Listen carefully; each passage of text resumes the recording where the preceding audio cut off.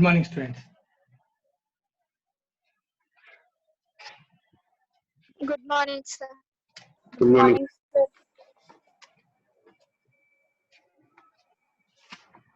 My last class lo partnership మొత్తం చేయమని చెప్పాను మరి. సో టాపిక్స్ మొత్తం కంప్లీట్ అయిపోయినాయి. ఎవరికైనా ఏదైనా టాపిక్ డౌట్ ఉన్నా అలాగే ఏదైనా సమ్ డౌట్ ఉన్నా నంబర్స్ చెప్పనా మనం చేద్దాం. డెప్త్ లో ప్రాక్టీస్ క్వశ్చన్ 2 సార్. సో దేనిలో అమ్మా? డెప్త్ లో అమ్మా? డెప్త్ లో సార్. రైట్. నేను రాస్తాను ఇక్కడ ఫస్ట్. Sir. డెప్త్ లో ప్రాక్టీస్ క్వశ్చన్ నెంబర్ 2 రైట్. ఇంకా Illustration 3 లో థర్డ్ పాయింట్. ఇలిస్ట్రేషన్ 3 చెప్పాలా? Illustration 3 లో third point.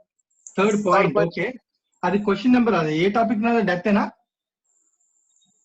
Sir depth. Okay, depth లోనే. రైట్. నెక్స్ట్ ఇంకా Sir. ప్రాక్టీస్ క్వశ్చన్స్ లో సార్ ఒక్క నిమిషం నన్ను ఒకటి చదువు ఫస్ట్. సాయిరామ్ నువ్వు ఇంకా అవ్వలేదా? చెప్పు సాయిరామ్. ప్రాక్టీస్ క్వశ్చన్ నెంబర్ 1 లో ప్రాఫిట్ షేర్ ఒకటి కావాలి sir. Profit sharing ratio calculation కావాలా? అదే సార్, వాడికి 1,500 వచ్చింది సార్. వాడి క్యాపిటల్ కి ఎలా వచ్చిందో కావాలి సార్. ఓకే, ప్రాఫిట్ కావాలి. ప్రాఫిట్ క్యాలిక్యులేషన్ కావాలి. Okay, right. నెక్స్ట్ ఇంకా అంతే సార్. ఓకేనా? ఇంకా సార్ ఇంట్రొడక్షన్ లో ప్రాక్టికల్ ప్రాబ్లమ్స్ 1 to 4 చెప్పండి సార్. ఇంట్రడక్షన్ అనా? ఇంట్రడక్షన్ లో ప్రాక్టీస్ Practical క్వశ్చన్ లో 1 and 2. Yes sir. ఓకేనండి, రైట్. ఇంకా సార్ చెప్పమ్మా శశి దీపిక. సార్ డెప్త్ లో ప్రాక్టికల్ క్వశ్చన్ 1 లో డి పాయింట్ కావాలి సార్. 1 లో D point. Yes sir. Okay,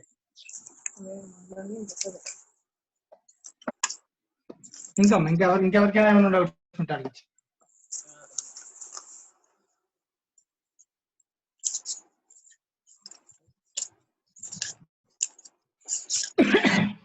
sir చెప్పమ్మా. డెప్త్ లో ఇలిస్ట్రేషన్ 6 సార్. సో డెప్త్ లోనే illustration number 6 yes sir. Admission sir, depth కాదు సార్. ఏదమ్మా? Admission sir. Admission. Okay, admission లో ఇలిస్ట్రేషన్ నెంబర్ 6. Yes sir. ఓకేనండి. Sir retirement లో 5th illustration sir. Capital account చెప్పాలి. Retirement లో 5th ఇలిస్ట్రేషన్. రైట్.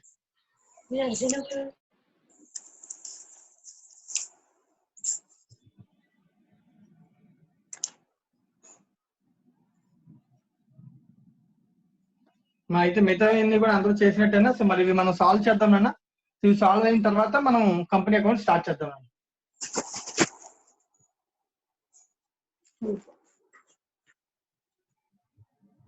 సో అందరూ కూడా మీ వాయిస్ ఓవర్ ఒకసారి మ్యూట్ లో పెట్టేసుకోండి. సో నేను ఒక్కొక్క క్వశ్చన్ సాల్వ్ చేసుకుంటూ వెళ్తాను. మీకు సంబంధించింది అయితే కనుక మీరు వెరిఫై చేసుకోండి. సంబంధించింది కాకపోతే కనుక ఒకసారి నేను చెప్పేది జాగ్రత్తగా చెక్ చేసుకున్నాను. ఒకవేళ ఎందుకైనా మంచిది, మీకు ఒకవేళ డౌట్ రాకపోయినా సో మిగతా వాళ్ళకి వచ్చిన డౌట్స్ మీకు ఉపయోగపడే ఛాన్స్ ఉంటుంది. రైట్. సో వరుసగా వెళ్దాం. నేను సీక్వెన్స్ మనం వెళ్దాం.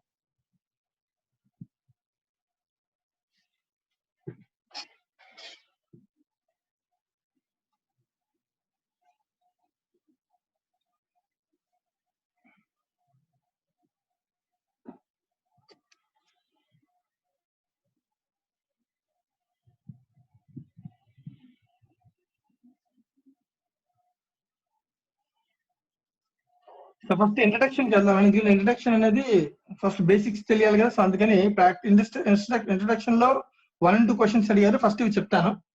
సో దీని తర్వాత అడ్మిషన్ లో ఒక క్వశ్చన్ అడిగారు, అది చెప్దాం. సో దాని తర్వాత రిటైర్మెంట్ లో క్వశ్చన్ అడిగారు, 5th క్వశ్చన్, అది చెప్దాం. తర్వాత డెప్త్ లో ప్రాక్టీస్ క్వశ్చన్ 1 and 2 అడిగారు, అలాగే ఇలిస్ట్రేషన్ నెంబర్ 3 అడిగారు. సో ఇవి డెప్త్ లాస్ట్ లో చూద్దాం. సో ఒకదాని తర్వాత ఒకటి సీక్వెన్స్ లో వెళ్దాను. ఫస్ట్ నేను ఇంట్రడక్షన్ క్వశ్చన్స్ కి వెళ్తాను.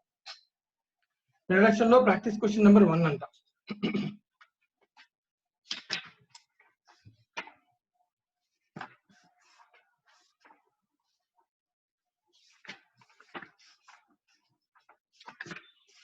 Partnership introduction.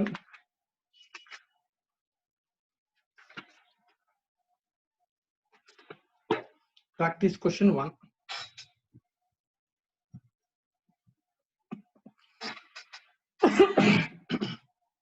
Page number 8.21 page. So 8.21 page, institute material, practice question 1, introduction, right? Introduction material, introduction topic.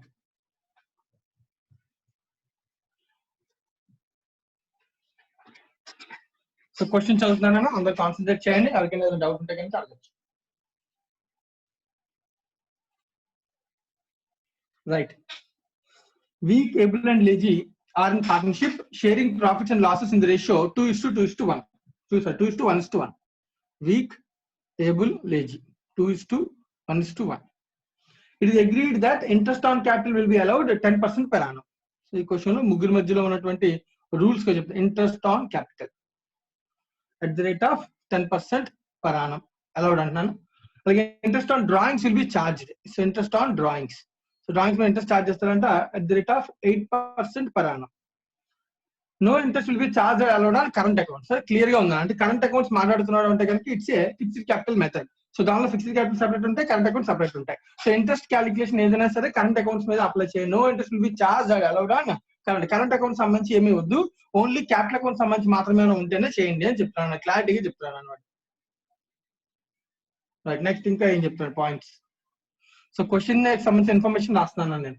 So అలాగే నెక్స్ట్ క్వశ్చన్ లో balance capital, current accounts, drawings మూడు డేటా సపరేట్ గా ఇచ్చాను. Capital, current account, drawings ఇచ్చి the draft accounts for 2016 showed net profit of 60,000. So question లో net profit ఇచ్చాను 60,000 అంట. ఆ 60,000 నెట్ ప్రాఫిట్ కూడా before taking in account interest on capital and drawings, before interest calculations, interest calculate చేయకముందు 60,000 profit అంట. And subject to the following rectification of errors. So కొన్ని errors ఉన్నాయంటే errors ని కూడా చేయలేదంట. అంటే మనం ఎర్రర్స్ ని రెక్టిఫై చేయాలి, తర్వాత interest on capital, interest on drawings కూడా ఇవ్వాలి. ఆ తర్వాత వచ్చిన ప్రాఫిట్ నే యాజ్ పర్ ది రూల్స్ మనం ప్రాఫిట్ షేరింగ్ రేషియోలో పంచుకోవాలి. ఇది నేను రూల్ వర్క్ చెప్తున్నాను పాయింట్. సో దానికి సంబంధించినటువంటి పాయింట్స్ ఇన్ఫర్మేషన్ ఇస్తాను. ABC అని 3 పాయింట్స్ చెప్పాడు. సో 3 తర్వాత చదువుతాను. లాస్ట్ అసలు క్వశ్చన్ ఏమంటున్నాడో చూద్దాం.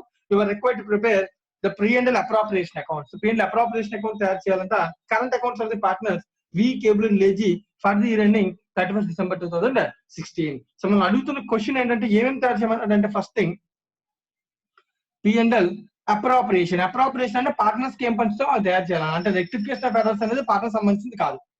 సో P&L అడ్జస్ట్మెంట్ అకౌంట్ లో తయారు చేస్తాం. ఆల్రెడీ చెప్పాను, రెక్టిఫికేషన్ ఆఫ్ ఎర్రర్స్ ఏమైనా లాస్ట్ ఇయర్ ఇప్పుడు ఏమైనా అడ్జస్ట్మెంట్ చేస్తే బుక్స్ క్లోజ్ అయిపోతాయి కనుక సో మనం ఉపయోగించే అకౌంట్ పేరు ఏంటి, రెక్టిఫికేషన్ కి P&L అడ్జస్ట్మెంట్ అకౌంట్ లేదా PPI, pre repeat items account కూడా వాడచ్చు. సో ఆ అకౌంట్ ద్వారా ప్రాఫిట్ కనిపెట్టి ఆ ప్రాఫిట్ ని P&L అప్రాప్రియేషన్ అకౌంట్ లో తీసుకొచ్చి ఆ ప్రాఫిట్ మనం పార్ట్నర్స్ కి ఇంట్రెస్ట్, డ్రాయింగ్స్, క్యాపిటల్ ఇచ్చి తర్వాత మనం ఏం చేయాలి, ప్రాఫిట్ ని ప్రాఫిట్ షేరింగ్ రేషియోలో పంచాలి. ఇది పాయింట్ నెంబర్ 1. నెక్స్ట్ ఇంకో క్వశ్చన్ నెంబర్ దానిలో కరెంట్ అకౌంట్స్ ప్రిపేర్ చేయండి అన్నాను. సో కరెంట్ అకౌంట్స్ ప్రిపేర్ చేద్దాం. ఆల్రెడీ బ్యాలెన్స్ ఇచ్చాను. అవి కాకుండా మనం చేసే ప్రతి అకౌంట్ లోని కరెంట్ అకౌంట్ ఎఫెక్ట్ అయితే కనుక అది కరెంట్ అకౌంట్స్ లోకి చేయాలన్న. సో మన current accounts of the partners for the ending అదే నండి 2 క్వశ్చన్లు అడిగాను. 2 తయారు చేస్తే సరిపోతుంది. ఇది తయారు చేయడం కోసం సో దీనిలో ఈ 2 అడిగాడు. అయినప్పటికీ నేను మీకు అర్థం అవడం కోసం చాలా మందికి దీనిలో ఫస్ట్ ప్రాబ్లం ఏమొస్తుంటే జనరల్ ఎంట్రీస్ రాయడం దగ్గరే ఫస్ట్ ప్రాబ్లం కొంచెం కష్టం ఉంటుంది. ఎందుకంటే రెక్టిఫికేషన్ ఆఫ్ ఎర్రర్స్ ఉంది కదా. సో కొంతమంది రెక్టిఫికేషన్ ఆఫ్ ఎర్రర్స్ కొంచెం కష్టంగా అనిపిస్తాయి. సో రెక్టిఫికేషన్ ఆఫ్ ఎర్రర్స్ అర్థం అవడం కోసం ఫస్ట్ ఎంట్రీస్ చెప్తాను. తర్వాత దాని ఎఫెక్ట్ P&L అప్రాప్రియేషన్ లో ఏముంది, కరెంట్ అకౌంట్స్ లో ఏముంటుంది అని దాని గురించి మనం మళ్ళీ డిస్కస్ చేద్దాం. రైట్, స్టేజ్ బై స్టేజ్ వెళ్దాం మనం. సో ABC పాయింట్స్ 3 కూడా అదే. వాడు ఇచ్చినటువంటి ABC పాయింట్స్ ఇచ్చారు కదా, అవి 3 కూడా రెక్టిఫికేషన్ సంబంధించినవి. సో మనం చూద్దాం. ఫస్ట్ పాయింట్ ఏకి చదువుతున్నాను నేను. సో చదివి ఆ తర్వాత అప్రాప్రియేషన్ అకౌంట్ లో తర్వాత వెళ్తాను. ముందు రెక్టిఫికేషన్ గురించి చూద్దాం. Interest on capital, interest on drawings అనేవి రెక్టిఫికేషన్ సంబంధించినవి కావునాను. ఓకేనా, రైట్. క్వశ్చన్ లోన్ ఇన్ఫర్మేషన్ చూద్దాం. Point number 1, life insurance premium of a week amount into 750. మన life insurance premium of week amount into 750 అంటే వీక్ అనే ఒక పార్ట్నర్ లైఫ్ ఇన్సూరెన్స్ ప్రీమియం తీసుకున్నాను. 750 paid by the firm. Firm యొక్క డబ్బుల నుంచి pay చేశాడు. ఫర్మ్ పాలసీ తీసుకున్నాను చెప్పలే. ఫర్మ్ పాలసీ తీసుకుంటే separate life policy or joint life policy. కానీ ఇక్కడ ఫర్మ్ తీసుకున్న పాలసీ వీక్ దే, డబ్బులు ఫర్మ్ పే చేసిందంట. ఫర్మ్ నుంచి డబ్బులు పే చేసి దాన్ని ఎలా ట్రీట్ చేయాలని చెప్పుకున్నాం మనం ఆల్రెడీ లాస్ట్ క్లాస్ ఇన్సూరెన్స్ లో చెప్పుకున్నాం. It is treated as drawings. Right, from on 30th June 2016. So 16 year లో 30th June జరిగింది అన్నది. అయితే has been charge to miscellaneous expenses. So వాడు రాసిన రాంగ్ ఎంట్రీ రాస్తున్నాను నేను. రాంగ్ ఎంట్రీ ఏం జరిగిపోయిందో రాస్తున్నాను. రాంగ్ ఎంట్రీ ఏం జరిగిందంట, miscellaneous expenses account debit to cash or bank. Sorry ఒక నిమిషం. Life insurance premium of the week amount, okay, premium ని క్యాష్ ఆర్ బ్యాంక్ ఫర్మ్ నుంచి డబ్బులు తీసుకెళ్ళిపోయాను. ఫర్మ్ బుక్స్ నుంచి డబ్బులు తగ్గిపోయినాయి. ఎంత, 750 డెబిట్ మిస్లీనియస్ ఎక్స్పెండిచర్ రాశాడు అన్న. సో ఇది రాంగ్ కదా, credit side right, debit wrong. So కాబట్టి దీన్ని రెక్టిఫై చేయాలి. డెబిట్ ఏం రాయాలి, ఒక పార్ట్నర్ ఫర్మ్ నుంచి డబ్బులు తీసుకెళ్తే దాని ఇన్సూరెన్స్ ప్రీమియం అని రాయకూడదు, ఎందుకంటే ఫర్మ్ కి ఎక్స్పెండిచర్ ఇన్సూరెన్స్ ప్రీమియం. పార్ట్నర్ తీసుకెళ్తే దాన్ని ఏమంటే రాయాలి, డ్రాయింగ్స్ అని రాయాలి. So drawings of Weak, so వీకే కదా drawings. So Weak account debit to miscellaneous expenditure. ఈ ఎక్స్పెండిచర్ క్లోజ్ చేస్తే డ్రాయింగ్స్ డెబిట్ చేయాలి. సో ఇది రెక్టిఫికేషన్. అయితే మళ్ళీ వెంటనే వెన్ ఎవర్ దర్ ఇస్ మనం చేయాల్సిన ఎంట్రీ ఇది, ఇది జరిగిపోయిందని ఆల్రెడీ జరిగిపోయినంటే నాకు సంబంధం లేదు. ఇప్పుడు నెక్స్ట్ ఏం చేయాలి అనేది చూడాలి. జరిగిపోయినంటే మనకు సంబంధం లేదు, జరిగిపోయినంటే పిఎన్ఎల్కి ఆల్రెడీ వెళ్ళిపోయిందని. ఇప్పుడు మళ్ళీ దాన్ని పిఎన్ఎల్కి రివర్స్ చేయాలన్న. సో ఎక్కడైనా నామినల్ అకౌంట్ ఉంటే బుక్స్ ఆల్రెడీ క్లోజ్ అయిపోతే మనం ఉపయోగించాల్సిన అకౌంట్ ఏంటి, పిఎన్ఎల్ అడ్జస్ట్మెంట్.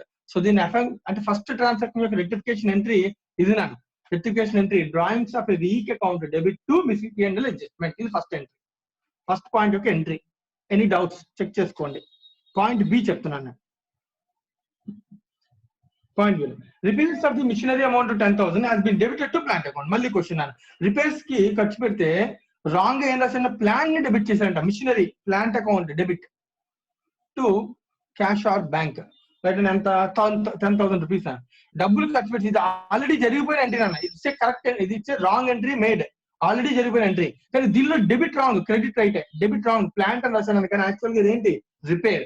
రిపేర్ ని డెబిట్ చేయాలి, మర్చిపోయి ఏం చేశాను అన్నాడు, ప్లాన్ ని డెబిట్ చేశాడు. Repair sorry repairs. ఓకే, ఇంకేమన్నా depreciation there on charge 20%. Okay, రెండు విషయాలు జరిగినా, ప్లాన్ డెబిట్ చేసి డిప్రిసియేషన్ కూడా రాశాను అన్న. సో రెండో ఎంట్రీ కూడా రాశాను, depreciation there on charge at 20%. Charge depreciation కూడా చార్జ్ చేస్తారు. So entry depreciation account debit to plant. So depreciation ఎంత, 10,000 మీద 20% 2,000. రెండు ఎంట్రీలు రాసేసారు నేను ఆల్రెడీ. రైట్, ఈ రెండు ఎంట్రీలో ఒకటి పిఎన్ఎల్ కి ఎఫెక్ట్ అయిపోయింది, ఒక ప్లాంట్ అకౌంట్ కి ఎఫెక్ట్ అయిపోయింది. 8,000 పిఎన్ఎల్ కి 2,000, డిప్రిసియేషన్ పిఎన్ఎల్ కి 2, క్యాష్ ఆర్ బ్యాంక్ 10,000. సో దీనిలో క్యాష్ ఆర్ బ్యాంక్ వెళ్ళడం ప్రాబ్లం లేదు దానికన్నా, ప్లాంట్ కి 8,000, డిప్రిసియేషన్ 2,000 వెళ్ళడం రాంగ్. ఎందుకంటే ఆ రెండు రాంగ్ కదా, రెండింటిని క్యాన్సిల్ చేయాలన్న. సో ఈ రెండింటిని క్యాన్సిల్ చేస్తూ మనం ఎక్కడ పంపించాలి, రిపేర్స్ అకౌంట్ కి ట్రాన్స్ఫర్ చేయాలన్న. సో కరెక్ట్ రెక్టిఫికేషన్ చేస్తారు. Repairs account debit 10,000 to plant cancel చేయాలి. ప్లాంట్ అకౌంట్ లో ఎంత ఉంది, 8,000. 8 ఎలా చెప్పాలి, 10,000 మైనస్ 2,000 8,000. డిప్రిసియేషన్ అకౌంట్ లో ఎంత ఉంది, 2,000. సో దాన్ని కూడా క్యాన్సిల్ చేయాలిగా. So depreciation account 2,000. అయితే whenever there is a nominal accounts, అవి ఎక్కడ ఎఫెక్ట్ చేస్తాయి, PNL adjustment. So PNL adjustment account ని క్రియేట్ చేసుకోవాలన్నమాట. సో అంటే దీని అర్థం PNL adjustment account debit 8,000 to plant account 8,000. This is rectification entry. So rectification అంటే అర్థం చేయను, పిఎన్ఎల్ అడ్జస్ట్మెంట్ అకౌంట్ 10, ఇక్కడ 2, net effect 8,000 debit. So PNL adjustment account debit 8,000 to plant account 8,000. So ఇది పాయింట్ బి యొక్క rectification. So point A rectification drawings to PNL adjustment, point B rectification PNL adjustment to plant. Final గా point C. Point C.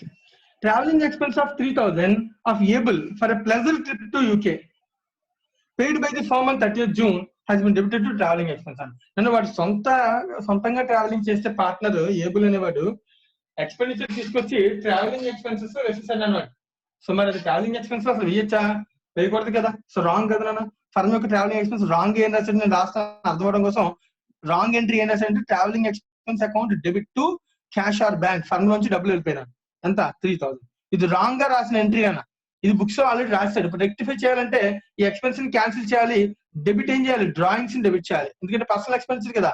Drawings of able account debit to travelling expense 3,000. ఇది rectification entry. Right, ఈ book లో ఇది already అయిపోయిందని, ఇది ఇప్పుడు మనం రాయాల్సిన entry. Rectification అంటే మనం ఇప్పుడు రాయాలి. ఇవి నా ఎంట్రీస్. సో 3 ఎంట్రీస్ మాత్రమే ఉన్నాయి మనకి ఫస్ట్ థింగ్ రెక్టిఫికేషన్ సంబంధించి. సో ఈ 3 రెక్టిఫికేషన్స్ మనం అబ్జర్వ్ చేసుకుంటే what will be the profit, జాగ్రత్తగా వినండి. Profit given equals to 60,000 before taking into interest on capital and drawings and subject to following errors. Errors ని చేయలేదు, ఇంకా డ్రాయింగ్స్ ఇంట్రెస్ట్ కూడా ఇవ్వలేక ముందు ప్రాఫిట్. దీనికి అడ్జస్ట్మెంట్ ముందు ఎర్రర్స్ ని రెక్టిఫై చేయాలి. ఫస్ట్ ఎర్రర్ లో నువ్వు అబ్జర్వ్ చేస్తే ఫస్ట్ ఎర్రర్ లో పిఎన్ఎల్ అడ్జస్ట్మెంట్ అకౌంట్ క్రెడిట్ అయింది, అంటే ప్రాఫిట్ ఏమైంది, పెరిగింది ఇక్కడ. So P&L adjustment account credit అయిందండి, 750 క్రెడిట్ అయింది రెక్టిఫికేషన్ ఎర్రర్స్ లో. సో కాబట్టి దీన్ని పెరగాలన్న ప్లస్ దాని ఏంటనేది లైఫ్ ఇన్సూరెన్స్ ప్రీమియం 750 ప్రాఫిట్ పెరగాలి. నెక్స్ట్ నా ప్లాంట్ అకౌంట్ లో రెక్టిఫికేషన్ ఎంట్రీ ఇదే కదా. ఈ రెక్టిఫికేషన్ ఎంట్రీలో P&L debit 10,000, P&L adjustment credit 2,000, net effect 8,000, P&L adjustment debit అయినా. డెబిట్ అంటే మైనస్ అన్న. So it is machinery repair సంబంధించిన రెక్టిఫికేషన్. రిపేర్ సంబంధించిన రెక్టిఫికేషన్ అంతా 8,000 మైనస్ అన్న. ఎందుకు మైనస్ అంటే లాస్, ఇది లాస్ అన్న. డెబిట్ చేయాలి, చేయలేదు. సో P&L అడ్జస్ట్మెంట్ లో లాస్ అవుతుంది. నెక్స్ట్ వన్ థర్డ్ ఎంట్రీ, ఇప్పుడు మనం ఆల్రెడీ రాసిన ఎంట్రీ, ఇందాక రాసినటువంటి ఎంట్రీ. సో ట్రావెలింగ్ ఎక్స్పెన్స్ సంబంధించిన. సో ఇక్కడ కూడా ట్రావెలింగ్ ఎక్స్పెన్స్ క్రియేట్ ఉండకూడదు కదా. ఏం రాయాలి ఇక్కడ మనం? P&L అడ్జస్ట్మెంట్ అకౌంట్ అని రాయాలి. సో P&L అడ్జస్ట్మెంట్ అకౌంట్ రాసుకుంటే కనుక మళ్ళీ పెరుగుతాను plus travelling expense. So travelling expense rectification 3,000. So total profit after rectification is 60,000 plus 750 plus 3,000 minus 8,000. That equals to 55,750 is a profit before interest and capital after rectification. So this is a profit after rectification, right? మన question లో అడిగిందంటే P&L appropriation account అడిగాను. So P&L appropriation account కు ఉండేటువంటి first profit ఎక్కడి నుంచి వస్తుందన్న? P&L adjustments లో మనం ఏదైతే ప్రాఫిట్ కనుక్కున్నామో అది ఇస్తుందో by P&L adjustment account. Rectification of errors అన్ని చేయడం ద్వారా వచ్చిన ప్రాఫిట్ 55,750 ఫస్ట్. సో 3 అడ్జస్ట్మెంట్స్ చేస్తాను అన్న. ఇప్పుడు ఇంకా మనం P&L అప్రోప్రియేషన్ లో ఏమేమి ఇవ్వాలని చెప్పి క్వశ్చన్ లో చాలా క్లియర్ గా మనకు చెప్తున్నాను వాడు. సో క్వశ్చన్ లో వాడు ప్రాఫిట్ ని అడ్జస్ట్ చేయండి, ఈ ప్రాఫిట్ ని రెక్టిఫికేషన్ నుంచి తర్వాత ఏం చేయాలన్నా P&L అప్రోప్రియేషన్ అకౌంట్ లో ఇంట్రెస్ట్ ఇవ్వండి, ఇంట్రెస్ట్ ఆన్ డ్రాయింగ్స్ స్టార్ట్ చేయండి, అవునా కదా. సో ఇంట్రెస్ట్ ఆన్ డ్రాయింగ్స్ అంతా, ఇంట్రెస్ట్ ఆన్ క్యాపిటల్ అంతా, ఈ రెండు మనం క్యాలిక్యులేట్ చేసుకోగలిగితే కనుక సమ్ కంప్లీట్ అయిపోతుంది. సో ఇంట్రెస్ట్ ఆన్ క్యాపిటల్ అయితే P&L అప్రోప్రియేషన్ ఏమవుద్ది? డెబిట్ అవుతుంది, ఎక్స్పెండిచర్ కదా. Interest on capital so calculate చేద్దాం నన్ను. పార్ట్నర్స్ వీక్, ఏబుల్, లేజీ ముగ్గురిది క్యాలిక్యులేట్ చేయండి నన్ను. ముగ్గురిది క్యాపిటల్ అకౌంట్స్ ఎంత బ్యాలెన్స్ ఉన్నాయి మన క్వశ్చన్ లో? 75,000 ఉందన్న week the, into interest rate of interest ఎంత అన్న క్యాలిక్యులేట్ చేస్తాం. డైరెక్ట్ క్యాలిక్యులేటర్ లో అబ్జర్వ్ చేయండి. 75,000 ఇంటూ 10%, రైట్ నా, ఇంటూ ఫుల్ ఇయర్ అంటే 7,500 నా. 7,500 ఇంట్రెస్ట్ ఆన్ క్యాపిటల్ నా. సో అలాగే నెక్స్ట్ 40,000 మీద ఏకి ఎంత అవుతుందన్న? 4,000 అవుతుందన్న. సో 35,000 ఎంత అవుతుందన్న? 3,000 అవుతుంది. 10% కదా డైరెక్ట్ గా. So interest on capital debit అవుతుందన్న బై ఇంట్రెస్ట్ ఆన్ డ్రాయింగ్స్ అయితే ఇన్కమ్ నాన్న. సో క్రెడిట్ చేయాలి దాన్ని. Interest on drawings weak, able, lazy. ఇక్కడ కొంచెం జాగ్రత్త పడాలి. ఎందుకంటే ఇక్కడ నీకు ఆల్రెడీ వీక్ డ్రాయింగ్స్ క్యాలిక్యులేట్ చేసేప్పుడు వాట్ ఆర్ ద డ్రాయింగ్స్ అంటే క్వశ్చన్ మార్క్. డ్రాయింగ్స్ అంటే వీక్ ది క్వశ్చన్ లో ఆల్రెడీ డ్రాయింగ్స్ వాడు ఇచ్చాడు. ఎంత ఇచ్చాడు? 15,000 ఇచ్చాడు. కానీ ఇది కాకుండా మన ఫస్ట్ ఎంట్రీలో వీక్ సంబంధించి డ్రాయింగ్స్ వీక్ మళ్ళీ డెబిట్ చేసామా అంటే డ్రాయింగ్స్ పెరిగాయి 750 మా అవునా కదా. 750 డ్రాయింగ్స్ పెరిగాయి, రైట్, ప్లస్ 750, రైట్ అన్న. సో స్పెసిఫిక్ గా 750 కూడా ఎప్పుడు చేసాడు? డేట్ కూడా ఇచ్చాడు. Paid by for month 30th June అంటే 6 months కట్టాలి. సో దీని మీద అంటే 7 నెలలు కట్టాలి, 6 months కట్టాలి. మరి 15,000 డ్రాయింగ్స్ కి ఎన్ని నెలలు కట్టాలి? 15,000 డ్రాయింగ్ కూడా డేట్ ఇవ్వలేదు కాబట్టి దీని మీద ఎన్ని నెలలు కట్టాలి? 15 months కట్టాలి. సో 6 months కట్టాలి. 15,750 మీద 6 months కట్టాలన్న డ్రాయింగ్స్. ఎందుకంటే డ్రాయింగ్స్ ఏదో చేసాడో తెలియనప్పుడు assume that drawings are made at the during the year. 6 months interest will be calculated at 8% into 6/12. So calculate చేస్తే కనుక డ్రాయింగ్స్ ఆఫ్ వీక్ యొక్క డ్రాయింగ్స్ మీద ఇంట్రెస్ట్ ఎంత అంటే కనుక 15,750 into 8% into 6 division 12. That equals to 630 rupees is the interest. మా week అర్థమవుతుందా? అలాగే నన్ను ఏబుల్ కూడా అబ్జర్వ్ చేయాలి. ఏబుల్ కి ఏమైనా డ్రాయింగ్ సంబంధించిన పాయింట్ ఉందా అంటే ఏబుల్ సంబంధించిన ఇన్ఫర్మేషన్ 10,000 డ్రాయింగ్స్ ఆల్రెడీ ఇచ్చాడు. అది కాకుండా ఇందాక ఒక ఎంట్రీ రాసాను, దానిలో కూడా డ్రాయింగ్స్ ఆఫ్ ఏబుల్ అని ఇంకోటి ఉందన్న ప్లస్ 3,000. సో దీనికి డేట్ ఎప్పుడు ఇచ్చాడు? ట్రావెలింగ్ ఎక్స్పెన్స్ కూడా డేట్ క్లియర్ గా ఇచ్చాడు. పాయింట్ నెంబర్ 30th June అంటే 6 months, రైట్. అంటే 13,000 మీద నేను క్యాలిక్యులేట్ చేయాలి 6 months. 13,000 into 8% into 6/12. So that equals to 13,000 into 8% divided by 2. 6/12 divided by 2. 520 is the interest on drawings. లేజీకి వచ్చేటప్పటికి ఆల్రెడీ ఇచ్చిన డ్రాయింగ్స్ 10,000 నాన్న, ప్లస్ కొత్తగా నువ్వు రాసే ఎంట్రీస్ లో ఎక్కడ లేజీ లేడు నాన్న. సో కాబట్టి 0. సో దట్ ఈక్వల్స్ టు 10,000 మీద drawing start చేస్తానన్నా 10,000 into 8% into 6 months. ఎందుకు 6 months మాత్రం చార్జ్ చేస్తాం? Because the drawings are made అని చెప్పాడు తప్ప డేట్ ఇవ్వలేదు. We're assuming that 6 months. So 10,000 into 8% divided by 2, that equals to 400. So these are the interest on drawings for weak, able and lazy. ఇవి తీసుకొచ్చిన మనం దీనిలో అబ్జర్వ్ చేసుకుంటే కనుక 630, 520, 400. So that equals to total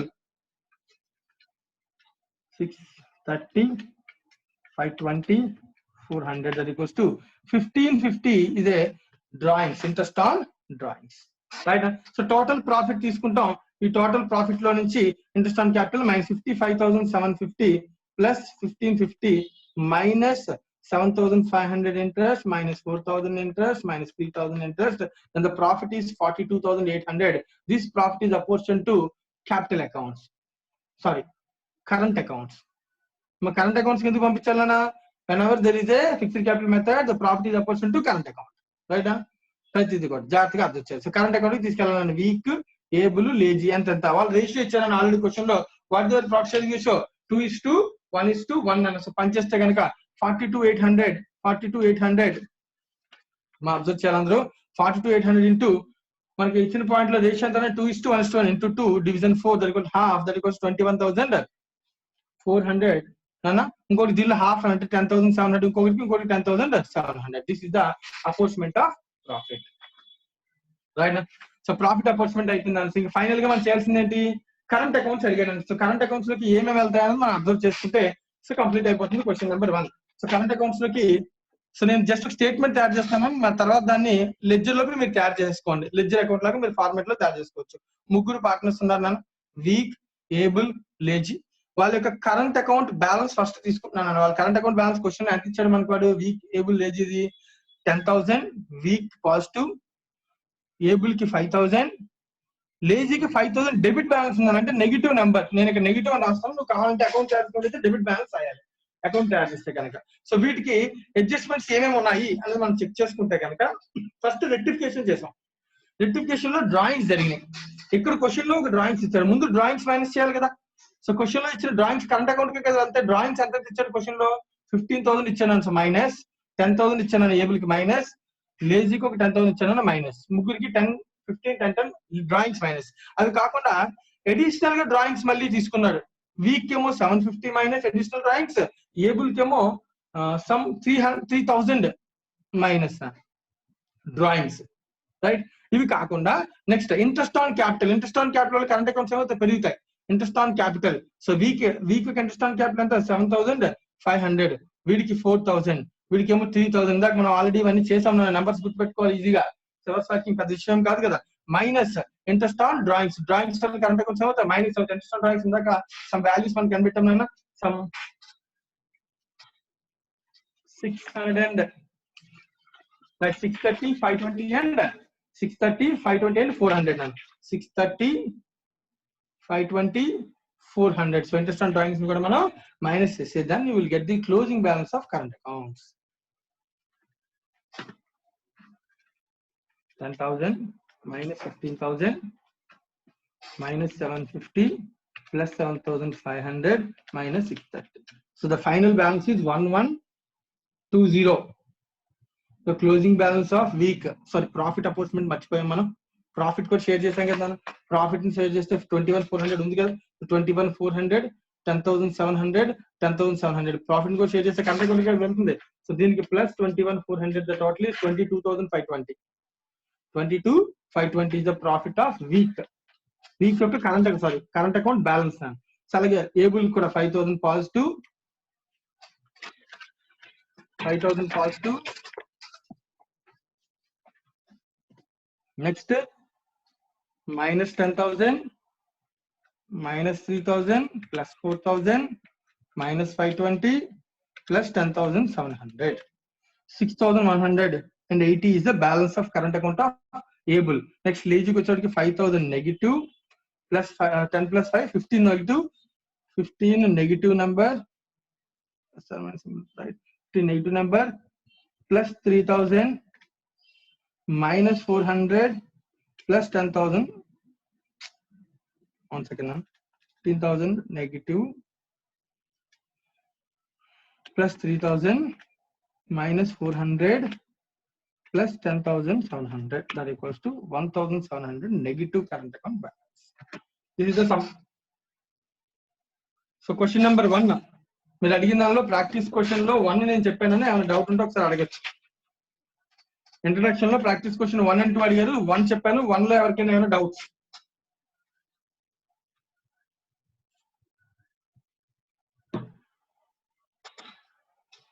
ఎవరికైనా 1 లో డౌట్ ఉంటే అడగండి నన్ను.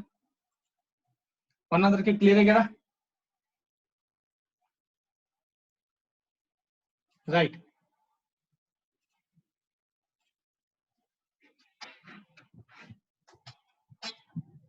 నెక్స్ట్ ప్రాక్టీస్ క్వశ్చన్ లోనే 2 అడిగారు నన్ను. సో 2 చెప్తాను నేను ఇప్పుడు. ప్రాక్టీస్ క్వశ్చన్ లో 2.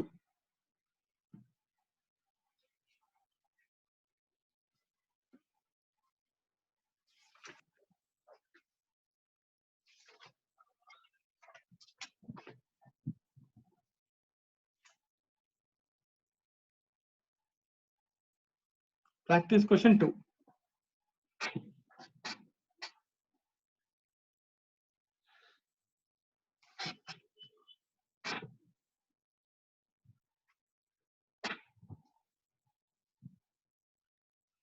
మరి ఇందాక ప్రాక్టీస్ క్వశ్చన్ 1 ఎవరమ్మా అడిగింది? అర్థమైంది సార్. అమ్మ సత్యశ్రీలక్ష్మి, నీకు రెక్టిఫికేషన్ ఆఫ్ ఎర్రర్స్ ఐడియా లేదా? ఉంది సార్, అంటే ఇది ఎలా చేయాలో తెలియలేదు సార్. అర్థమైందా చెప్పిందంట? అర్థమైంది సార్. రైట్ అండి. ప్రాక్టీస్ క్వశ్చన్ నెంబర్ 2 నన్ను. Ram, Rahim are in partnership sharing profits and loss in the ratio 3:2.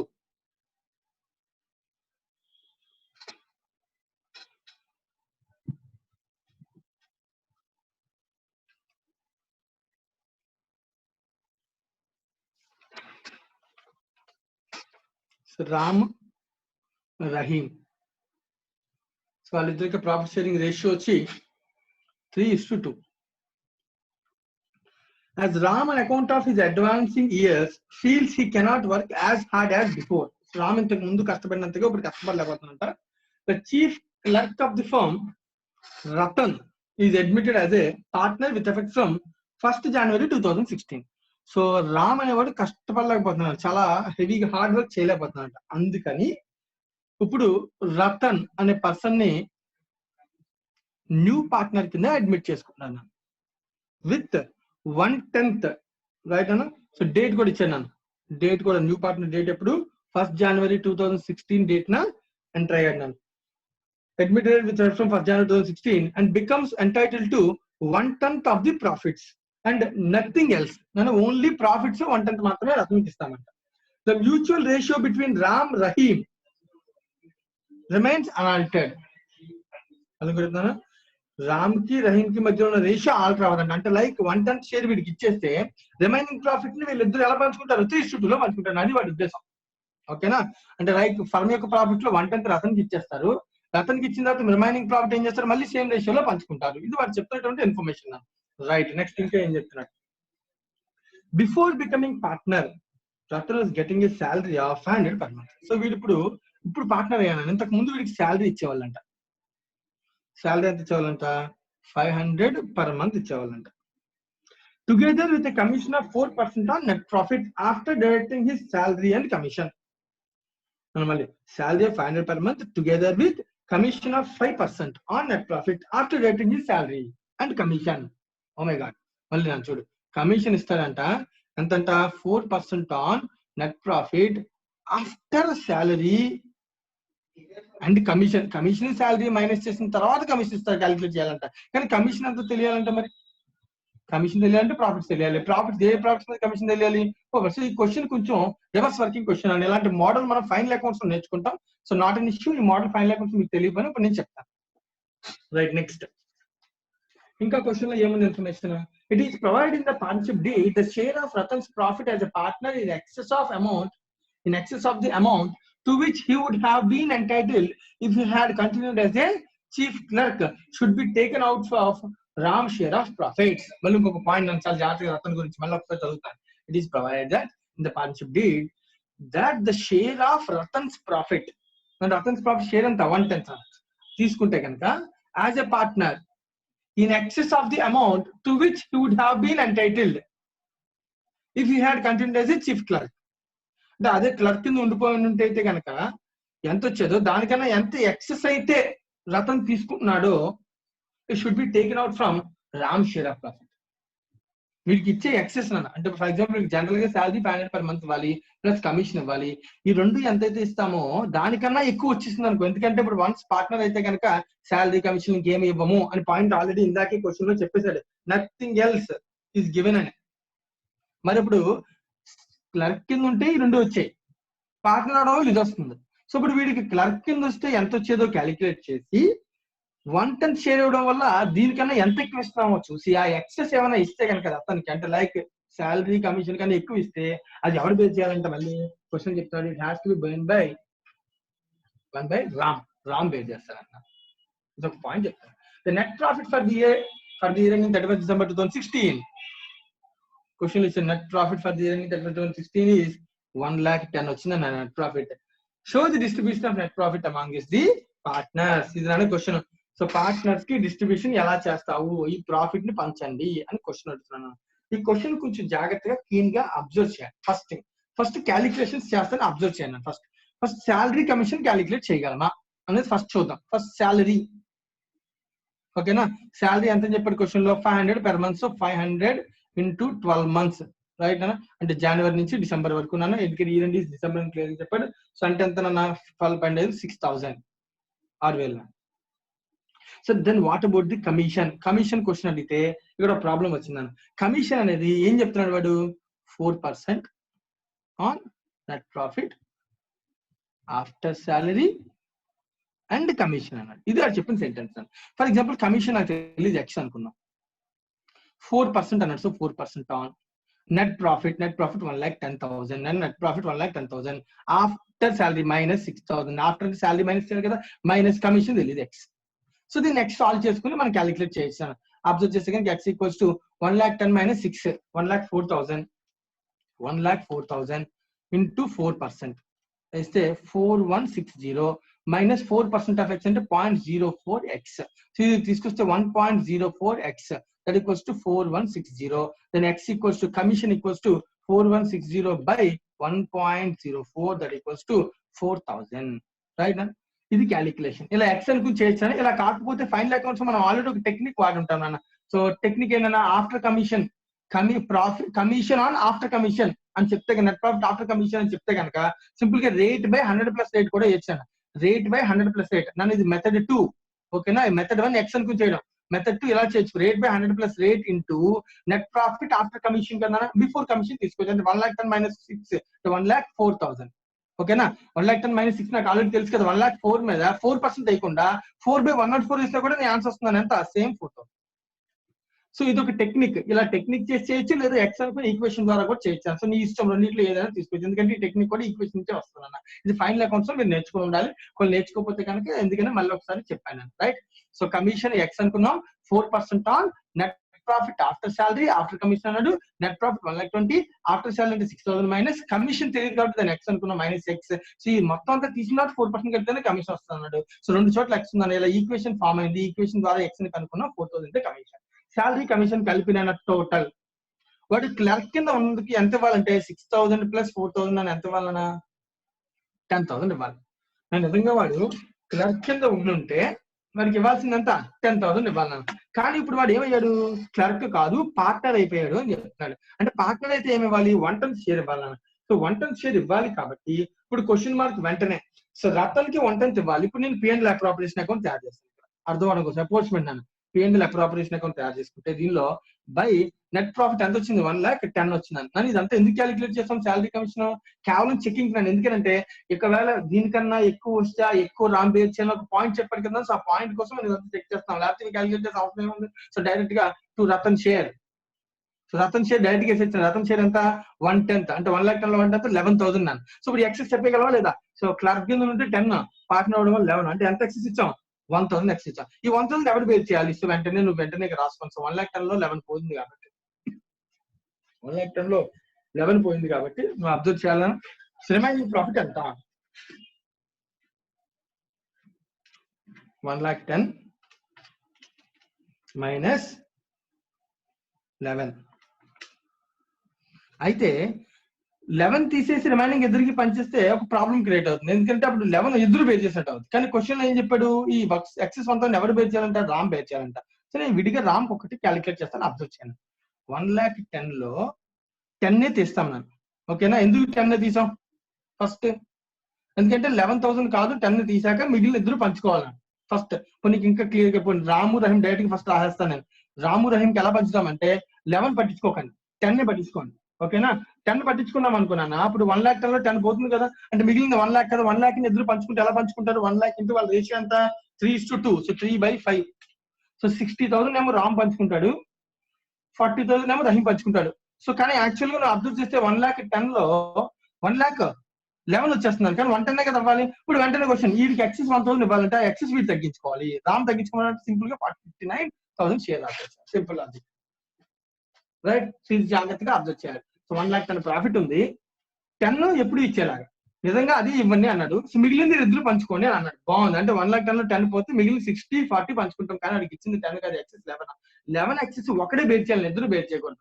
ఇద్దరు బేర్ చేయాలని చెప్పారు అనుకో క్వశ్చన్, 1,10,000 లో 11 తీసేసి 1,10,000 మైనస్ 11,000 తీసేసి remaining profit into 3 divide by 5 చేసి వీడికి 59,400, వీడికేమో 40,600 రాసేసేవాళ్ళం. కానీ ఇలా ఎప్పుడు రాస్తాం, ఇలా ఎప్పుడు రాయాలంటే 59,400 అది ఎప్పుడు రాయాలంటే ఇద్దరు బేర్ చేస్తే. కానీ క్వశ్చన్ ఏం చెప్పాడు, రామ్ ఒక్కడే బేర్ చేస్తున్నాడు. సో కాబట్టి ఆ 11 లో 1 లేదనుకుంటే 110 పోతే మిగిలిన 1,00,000 ఇద్దరు 60-40 పంచుకునే వాళ్ళు. కానీ ఇంకో 1,000 ఎక్సెస్ ఇస్తున్నారు కదా, 1,000 రామ్ ఒక్కరికి మైనస్ చేసి రామ్ షేర్ అని చెప్పాలి, 59,000 చెప్పాలి. This is the solution to the question number 2. Any doubts? Sir చెప్పండి అమ్మా. అక్కడ ఆల్రెడీ 1/10 ఆఫ్ షేర్ ఇస్తున్నాము, మిగతాది ఏమి ఇవ్వమని చెప్తాం కదా సార్. 110 కదా ఇచ్చాం. కానీ రామ్ లోంచి ఎందుకు డిడక్ట్ చేశారు సార్? వాళ్ళు ఆల్రెడీ పార్ట్నర్స్ కదా సార్ ఇప్పుడు ప్రెసెంట్. అదేనా ఇప్పుడు క్వశ్చన్ లో నువ్వు ఇందాక పాయింట్ క్వశ్చన్ లో పారాగ్రాఫ్ నెంబర్ 3 చూడు. రామ్ కి 110 ఇవ్వండి, కానీ ఎప్పుడు వచ్చేదానికన్నా ఎక్కువ ఉంటే అది రాము రహీం ఇద్దరు బేర్ చేయరంట. రతన్కి ఇవ్వాల్సిన ఎక్సెస్ అంటే శాలరీ కమిషన్ కన్నా ఎక్కువ ఎంత ఇస్తున్నాం, 1,000 ఇస్తున్నాం కదా, ఆ 1,000 ఇద్దరు బేర్ చేయొద్దని చెప్తున్నాడు. ఎవడు బేర్ చేయాలి మరి? ఇద్దరు కాకుండా ఒకడే బేర్ చేయాలి, ఎవడు? రామ్. కాబట్టి వీడికి తగ్గించాను, వీడికి తగ్గించలేదు. వీళ్ళు ఇద్దరు బేర్ చేయాలంటే ఇద్దరికి ఈక్వల్ రేషియో ప్రకారం తగ్గించేవాడిని. నువ్వు పారాగ్రాఫ్ నెంబర్ 3 చూడండి ఒకసారి. క్వశ్చన్ నెంబర్ 2 పారాగ్రాఫ్ 3 లో ఏం చెప్తున్నాడు, రతన్కి షేర్ ఇవ్వండి in excess of the amount which would have been entitled if he had continued as a clerk. Clerk కింద ఉన్నప్పుడు దానికన్నా ఎక్సెస్ ఏదైతే ఉంటుందో క్లర్క్ కింద కంటిన్యూ అయితే ఎంత వచ్చేది వాడికి? 10,000. అందుకే కదా ఇది క్యాలిక్యులేట్ చేస్తాం. ఇప్పుడు షేర్ ఇవ్వడం వల్ల ఎంత వచ్చింది? 11. అంటే ఎక్సెస్ ఎంత ఇస్తాం? 1,000. ఈ ఎక్సెస్ అంట ఎవరు బేర్ చేయాలంట? ఇద్దరు కాదు, ఇద్దరు బేర్ చేసేదైతే 1,10,000 లో 11 తీసి మిగిలిన ఇద్దరికి తీసుకునే పంచేసేవాడిని. అలా ఎందుకు పంచలేదంటే వాడికి 11 లో ఒకడే బేర్ చేయాలి, 1,000 వీడు ఒక్కడే బేర్ చేయాలి. ఓకేనా? అది బిలో 11 వచ్చేసింది అనుకో, బిలో 10 వచ్చింది అనుకున్నాను, అంటే ఇక్కడ 10,000 కదా శాలరీ కమిషన్, బిలో 10 వచ్చింది అనుకున్నా, అప్పుడైతే కనుక ప్రాబ్లం లేదని ఇద్దరు బేర్ చేస్తారు, ప్రాఫిట్ ఇద్దరు, మిగిలిన ఇద్దరు పనిచేసుకుంటారు. కానీ ఎక్కువ వస్తే కనుక లాస్ రామ్ బేర్ చేస్తానని క్లియర్ గా అగ్రిమెంట్ లో ఉంది. అందుకని మనం అలా చేసాం.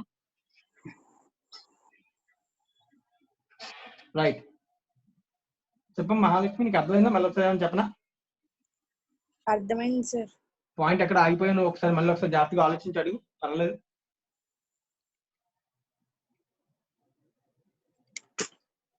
అర్థమైంది సార్. రైట్ నా.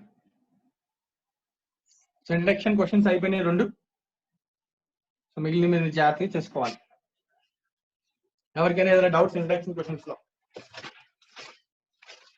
నెక్స్ట్ నన్ను అడిగిన దానిలో అడ్మిషన్ లో క్వశ్చన్ నెంబర్ 6 అడిగాను, అది చెప్తాను నేను. అడ్మిషన్ లో క్వశ్చన్ నెంబర్ 6 చెప్పమ్మా. అడ్మిషన్ లో ఇలిస్ట్రేషన్ 5 చెప్పండి సార్. దేనిలో అమ్మా? అడ్మిషన్ లో ఇలిస్ట్రేషన్ నెంబర్ 5 కూడానా? ఇందాక నేను 6 అడిగాను, 6, 5 రెండు చెప్పమంటావు అంతేనా?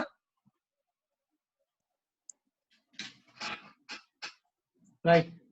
క్వశ్చన్ నెంబర్ 6 అడిగేదన్నా ఇలిస్ట్రేషన్ అడ్మిషన్ లో, నేను ఆల్రెడీ అది కాకుండా ఇప్పుడు 5 కూడా అడుగుతున్నాను. సో 2 చెప్తాను నేను. అడ్మిషన్కి వెళ్తాను. అడ్మిషన్ లో 5 and 6 క్వశ్చన్.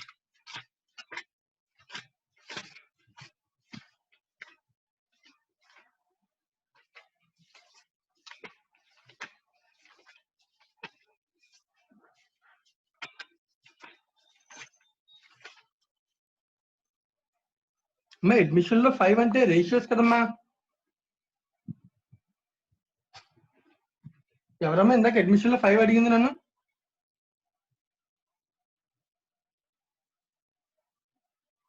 అడ్మిషన్ లో 5th క్వశ్చన్ అంటే రేషియోస్ నాన్న. రేషియోస్ ఆల్రెడీ నేను చెప్పేశాను లాస్ట్ క్లాస్. నా వీడియో చూడండి, ఈ క్వశ్చన్ నేను ఆల్రెడీ వీడియోలో చెప్పాను.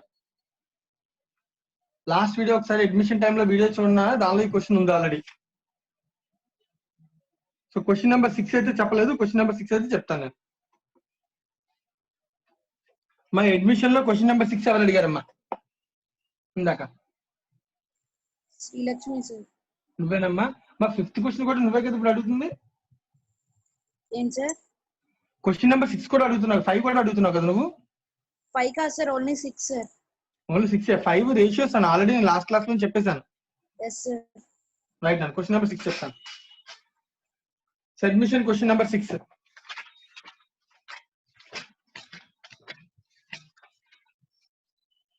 సో జాగ్రత్తగా అడ్మిషన్ క్వశ్చన్ నెంబర్ 6 చూడండి అందరూ కూడా. Admission illustration number 6, page number 8.66. ఈ క్వశ్చన్ చెప్తున్నాను నేను.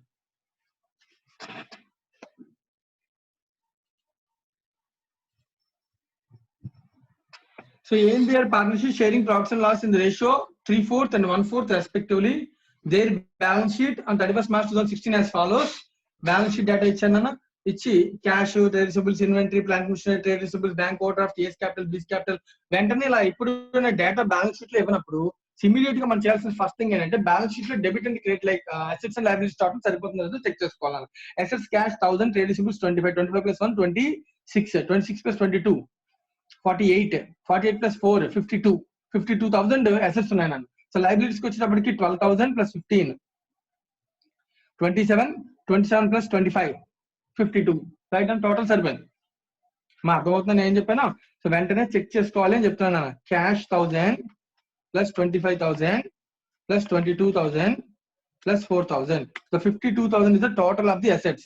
Liabilities కి వచ్చేటప్పటికి 12,000 plus bank overdraft 15,000 plus 15,000 capital plus 10,000 capital, that equals 52,000. So tally. Then మనం అప్పుడు వెంటనే ముందుకు వెళ్ళొచ్చు. అంటే ఒకసారి మిస్సింగ్ ఫిగర్స్ కూడా ఉండొచ్చు. అందుకని 1st April 2016 they admitted C into partnership firm. కొత్త బిజినెస్ లోకి ఎంటర్ అయ్యాడు. C is to purchase 1/3 of the goodwill for 2,000, provide 10,000 as the capital. Goodwill not to be appear in the books. Is a regular point. Further profit and loss to be shared with ABC equally. Plant and machinery to be revalued 10% by 500, to be provided to be estimated bad debts. Inventories to be taken our values of 24,940. By bringing in or withdrawing the cash of capital A and B to make the capital proportionate to that of C on the profit sharing basis. Okay, point number 4 అర్థం అయ్యి ఉంటుంది నాకు తెలిసి. ఈ point మీద discussion ఉంటుంది. ఏమో సత్యశ్రీలక్ష్మి అంతేనా? Yes sir. ఆ పాయింట్ నెంబర్ 4 కదా నీకు అర్థం కాలేదు? Yes sir. రైట్. నా మోడల్ సమ్ నేను ఒకటి ఆల్రెడీ ఒక వీడియోలో కూడా చెప్పాను, షేర్ ఎలా చేసుకోవాలో. సో మళ్ళీ ఒకసారి చెప్తాను, జాగ్రత్తగా అబ్జర్వ్ చేసి డౌట్ ఉంటే కనుక అడుగుతాను. Yes sir. Let's set out the entries to the above element in the firm's journal and give the partners capital accounts in a tabular form. Right, done. ఈ క్వశ్చన్ సాల్వ్ చేద్దాం. Illustration number 6 అని అందరూ concentrate చేయాలి. So first entries అడిగాడు, entries చేద్దాం. So దాని తర్వాత capital accounts in tabular form అడిగాడు, టాబులర్ ఫామ్ లో చేద్దాం.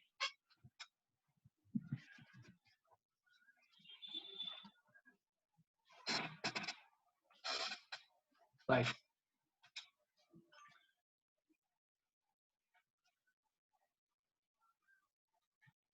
First journal entry, first case అని దీనిలో ఫస్ట్ పాయింట్ గుడ్ విల్ గురించి చెప్తాను. ఫ్రమ్ ద రేషియోస్ రాస్తున్నాను.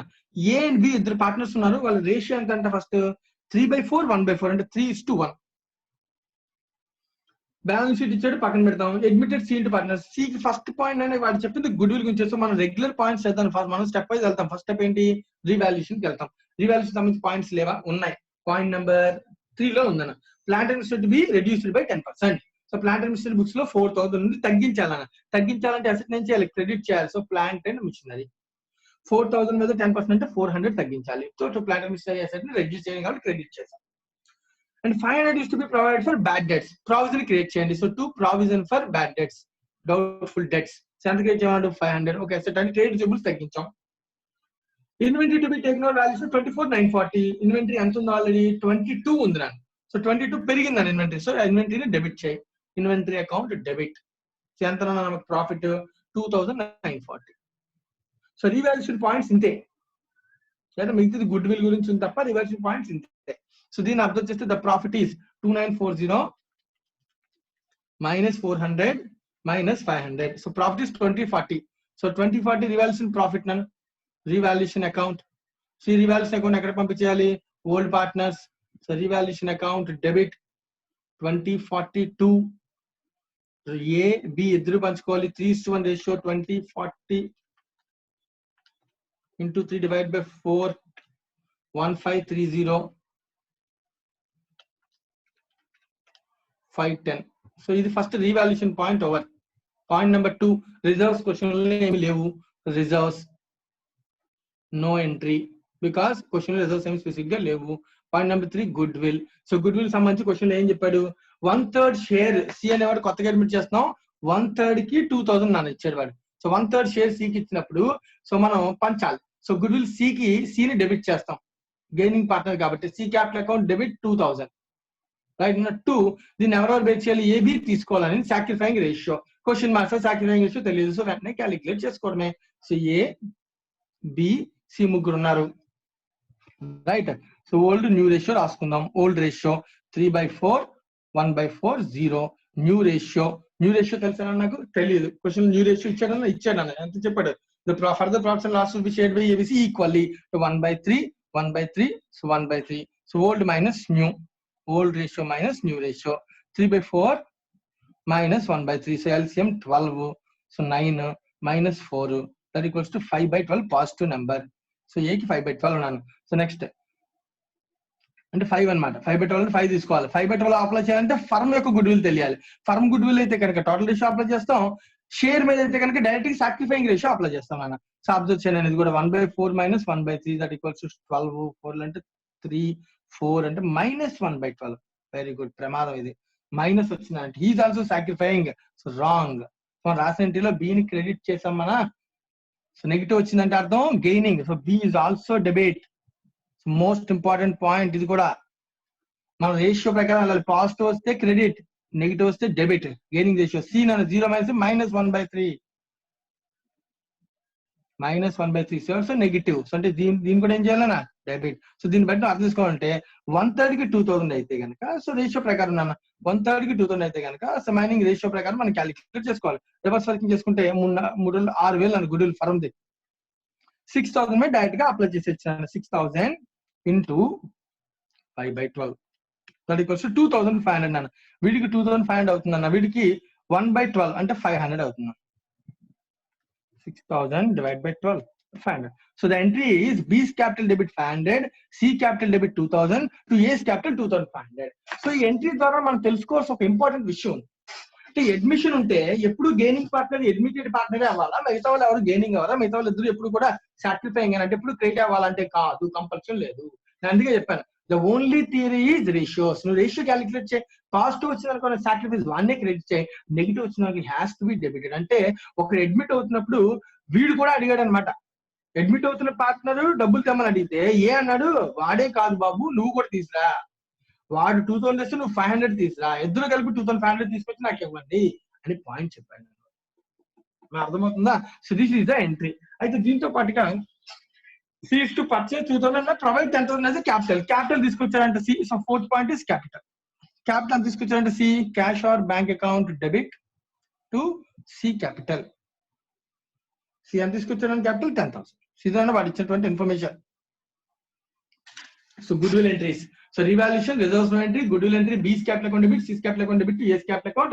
So most important. ఎందుకంటే ప్రతిసారి అడ్మిషన్ లో అడ్మిటెడ్ పార్ట్నరే డెబిట్ అవుతారు, మిగతా వాళ్ళు ఇద్దరు క్రెడిట్ అవుతారు అనే లాజిక్ ఏమైనా ఉంటే కనుక అది తప్పు. ఎందుకంటే ఈవెన్ అడ్మిషన్ లో ఆల్రెడీ ఎగ్జిస్టింగ్ పార్ట్నర్ కూడా గెయిన్ అవ్వచ్చు. అందుకే వీడికి ఏమొచ్చింది నెగిటివ్.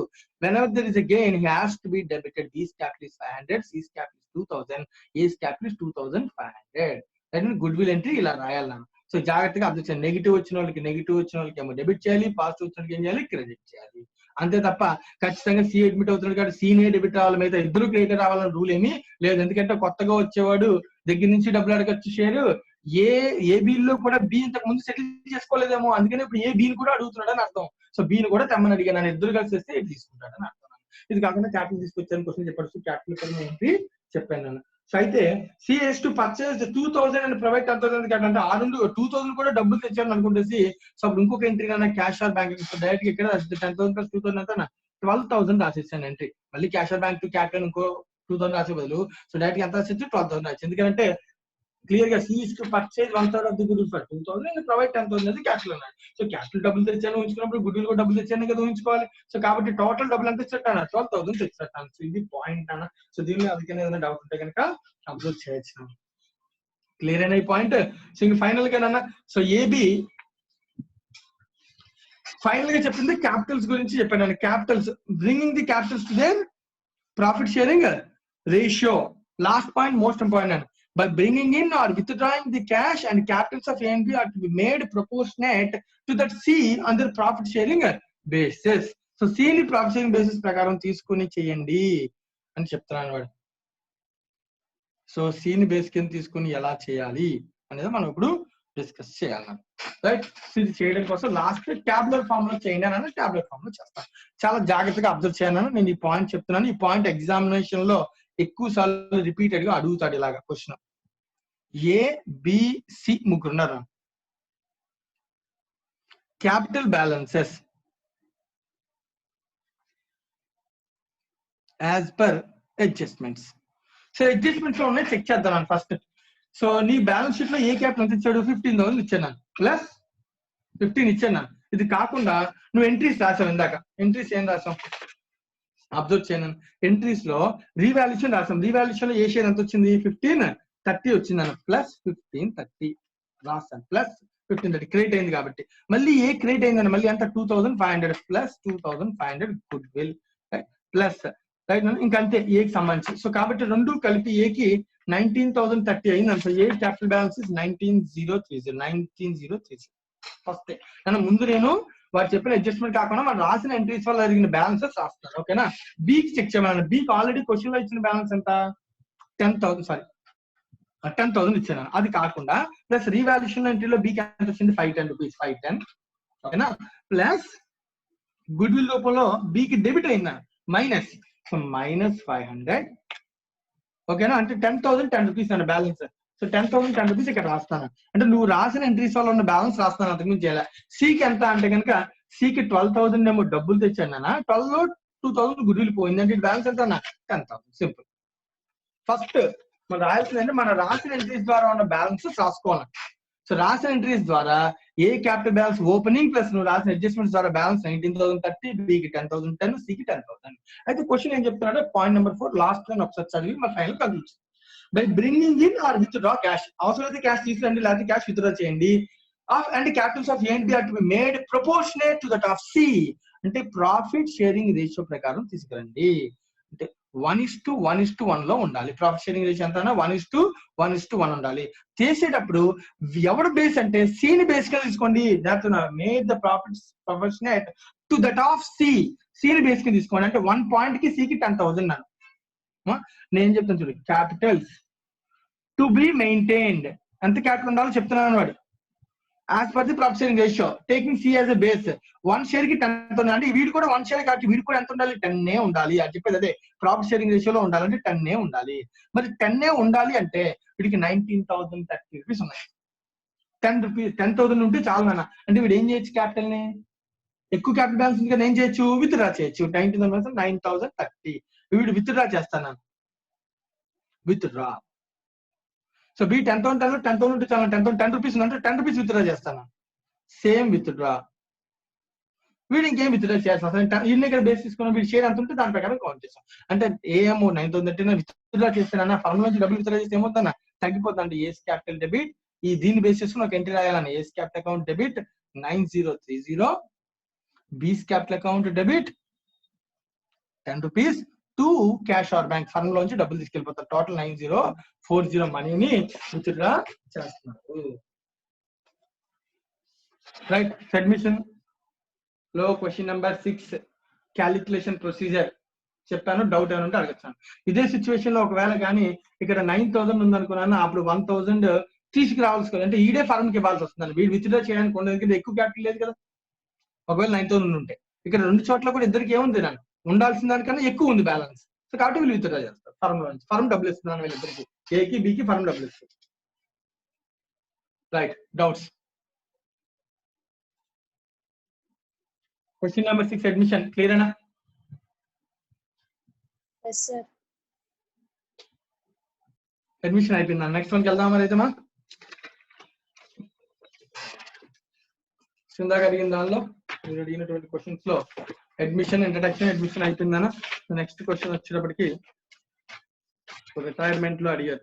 సో రిటైర్మెంట్ లో ఇలిస్ట్రేషన్ నెంబర్ 5 అడిగారు. ఒకటి చెప్పాలి sir. Goodwill C point చెప్పండి సార్. చాలు. రిటైర్మెంట్ లో yes sir. 5th retirement question number 5 లో ఒక్క నిమిషం. రిటైర్మెంట్ ఇలిస్ట్రేషన్ నెంబర్ 5 లో ఏమేమి కావాలన్నా? Goodwill and C point ఉంది కదా సార్. పాయింట్ సి అనా? Yes sir. Okay, goodwill and point C చూస్తాను, ఒకసారి చెక్ చేసి చెప్తాను. రైట్, క్వశ్చన్ లో ఒకసారి రిటైర్మెంట్ లో క్వశ్చన్ నెంబర్ 5 కి వెళ్దాం అందరం.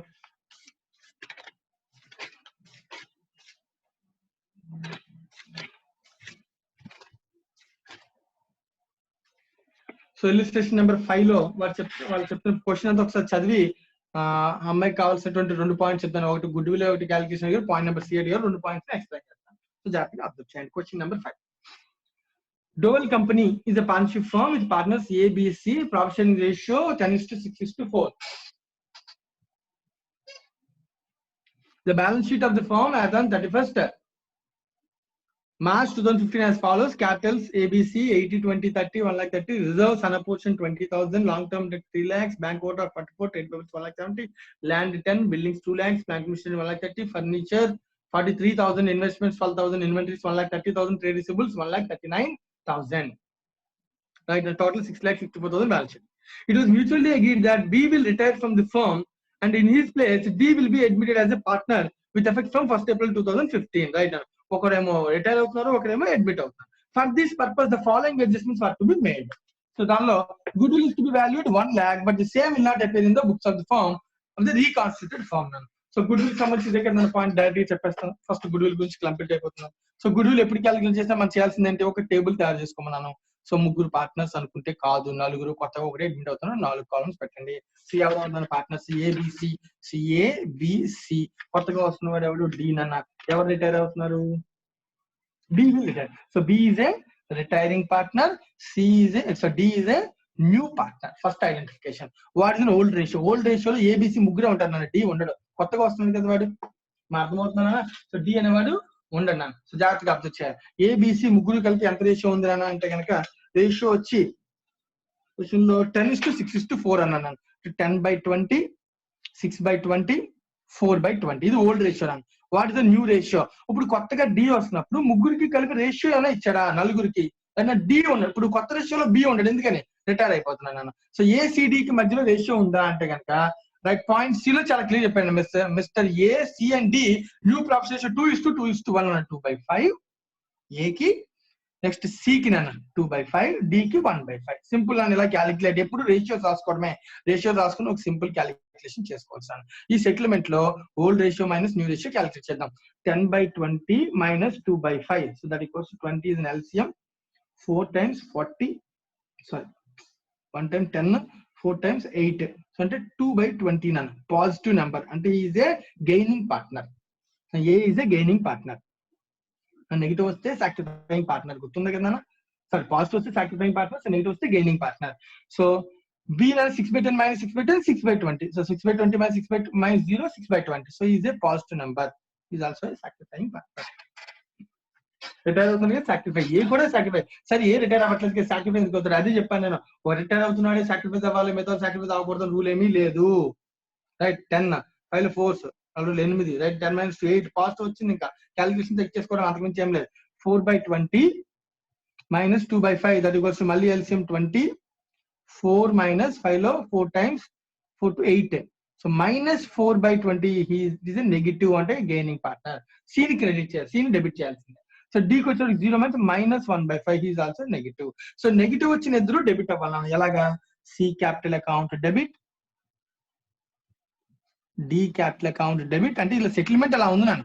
So to A capital account, to B capital account. Right, ఎంత క్యాలిక్యులేట్ చేయండి. ఫర్మ్ గుడ్ విల్ ఎంత ఇచ్చాడు? 1 lakh ఇచ్చాడు కదా ఫర్మ్ గుడ్ విల్. ఎక్కడ చెప్పాడు? పాయింట్ నెంబర్ ఏలో చెప్పాడు. నా పాయింటే తీసుకుంటాం అంతే. So 1 lakh into 2/20 direct value వేస్తే 10,000 ఫర్ ఏ. రైట్. నెక్స్ట్ ఇంకొక పాజిటివ్ బి కూడా నాను వీడికి కూడా వేద్దాం నాను. 1 lakh into 6/20.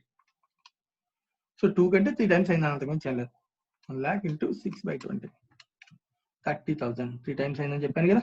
రైట్. నెక్స్ట్ ఇక్కడ ఏకి సి ఎంత వెయిట్ చేస్తాడో చూద్దాం. సికి -4/20. సో 2 పాయింట్స్ కి డబుల్ అవుతుంది. 1 lakh into 4/20 20,000. సో ఆటోమేటిక్ గా 20 అయినప్పుడు 40లో ఇది కూడా 20 ఉంటుందని క్యాలెంజ్ చేసుకోవచ్చు. 1/5 అయినా కూడా అదే అవుతుంది. 1 lakh division 5 that equals to 120,000. So the goodwill entry is C's capital account debit, D's capital account debit to A capital B capital. నువ్వు అబ్జర్వ్ చేయాలి. న్యూ గా ఎవరైనా పార్ట్నర్ వస్తే హీఈస్ ఏ గెయినింగ్ పార్ట్నర్, మనకి ఖచ్చితంగా డెబిట్ చేయాల్సింది. దానిలో లాజిక్, దానిలో డౌట్ లేదు. No doubt about. ఎందుకంటే కొత్తగా ఎవరు వస్తే మనం డెబిట్ చేయాలి. ఎవరైనా రిటైర్ అయితే మనకి క్రెడిట్ చేయాలి. ఈ రెండు కామన్. ఒక డెబిట్ ఒకటి క్రెడిట్ కామనే. అయితే ఈ సిని ఏని కూడా డెబిట్ చేయాలా అని క్వశ్చన్ ఎదిగినప్పుడు లేదన్న ఏ కూడా సాక్రిఫైస్ చేస్తున్నాడు. ఇప్పుడు కొత్త రేషియోలో 10/10 ఉండేది, ఇప్పుడు 2/5 తీసుకున్నాడు. అంటే వదులుకుంటున్నాడు కదా. ఎంత వదులుకున్నాడు? -2/20. సరే పాజిటివ్ వస్తుంది కదా, 2/20 positive వదులుకున్నప్పుడు whenever a partner is sacrificing has to be credited, whenever a partner has been gaining has to be debited. Simple logic. That is a goodwill point. Next point C, the total capital is 2 lakhs will be contributed by Mr. A, B, C in their new profit sharing ratio, which is 2:1. Reconstituted firm యొక్క capital 2 lakhs అని decide చేస్తాను. అంటే ఇందాక చేసినట్టే same point అన్న. Surplus ఏమంటే ఇందాక same point అన్న. మరి సమ్ చేయాలంటే కనుక సేమ్ నన్ను జాగ్రత్తగా అబ్జర్వ్ చేయాలి. నేను ఇప్పుడు ఈ పాయింట్ ని చెప్పట్లేదు, సేమ్ దీనికి లాగే. అంటే ఇప్పుడు ఈ ప్లేస్ లోనే ఇది ఒక బేస్ తీసుకున్నాం నన్ను. సరే బేస్ కి సంబంధం లేకుండా రేషియో ఇచ్చాను ఈ క్వశ్చన్ లో. ఈ క్వశ్చన్ లో 2:2:1 రేషియో తీసుకుని 2 lakhs అంటే 2 lakhs 2:2:1 లో పనిచేస్తాం ఫస్ట్. మరి ఇది ఎంతో తెలియాలంటే నాకు ఖచ్చితంగా అన్ని అడ్జస్ట్మెంట్స్ తెలియాలి కదా. అంటే క్వశ్చన్ నెంబర్ 5 చేయాలంటే నువ్వు ముందు ఫస్ట్ రివాల్యూషన్, రిజర్వ్స్, అలాగే నెక్స్ట్ గుడ్ విల్ నేను చెప్పినట్టు అన్ని రాయన్నాను. క్వశ్చన్ నెంబర్ 5 లో అన్నింటిని రాస్తే then will get the capital balance. ఇక్కడ రాసుకోండి క్యాపిటల్ బ్యాలెన్స్. ఈ ప్లేస్ లో question number 5 question capital balance రాయన్నాను. టు బి మెయింటైన్ ఎంత అంటే 2 lakhs కి రేషియో రాయన్నాను. ఒకవేళ ఎక్కువ ఉంటే కనుక విత్డ్రా రాస్తాం, తక్కువ ఉంటే కనుక మనం దాన్ని ఏం చెప్తాం, తీసుకొచ్చి అడిషనల్ క్యాపిటల్ కింద రాస్తాము. అదే వాడు చెప్తున్నాను. వాడి point last line, the amount surplus funds if any will be used for repaying the bank overdraft. So ఎక్కువ డబ్బులు అంటే బ్యాంక్ ఓవర్ డ్రాఫ్ట్ పే చేయండి. Amount due to retiring partner shall be transferred to loan account. Loan account transfer చేయాలన్నా. Reconstitute fund the total capital be 2 lakhs will be contributed by Mr. A, B, C and C. The new profit sharing రేషియోలో ఉండేలా చూడండి అని చెప్పాను. So దీన్ని base చేసుకుని ఎవరు ఎంత డబ్బులు తీసుకొస్తారో నువ్వు కనిపెట్టచ్చు. క్యాపిటల్ అకౌంట్ చేస్తే అర్థమవుతుంది. రైట్ అని ఇందాక ఎవరమ్మా ఇది డౌట్ అడిగారు, క్లారిఫై అయినట్టేనా నేను సమ్ చెప్పాల్సిందేనా మొత్తం సమ్?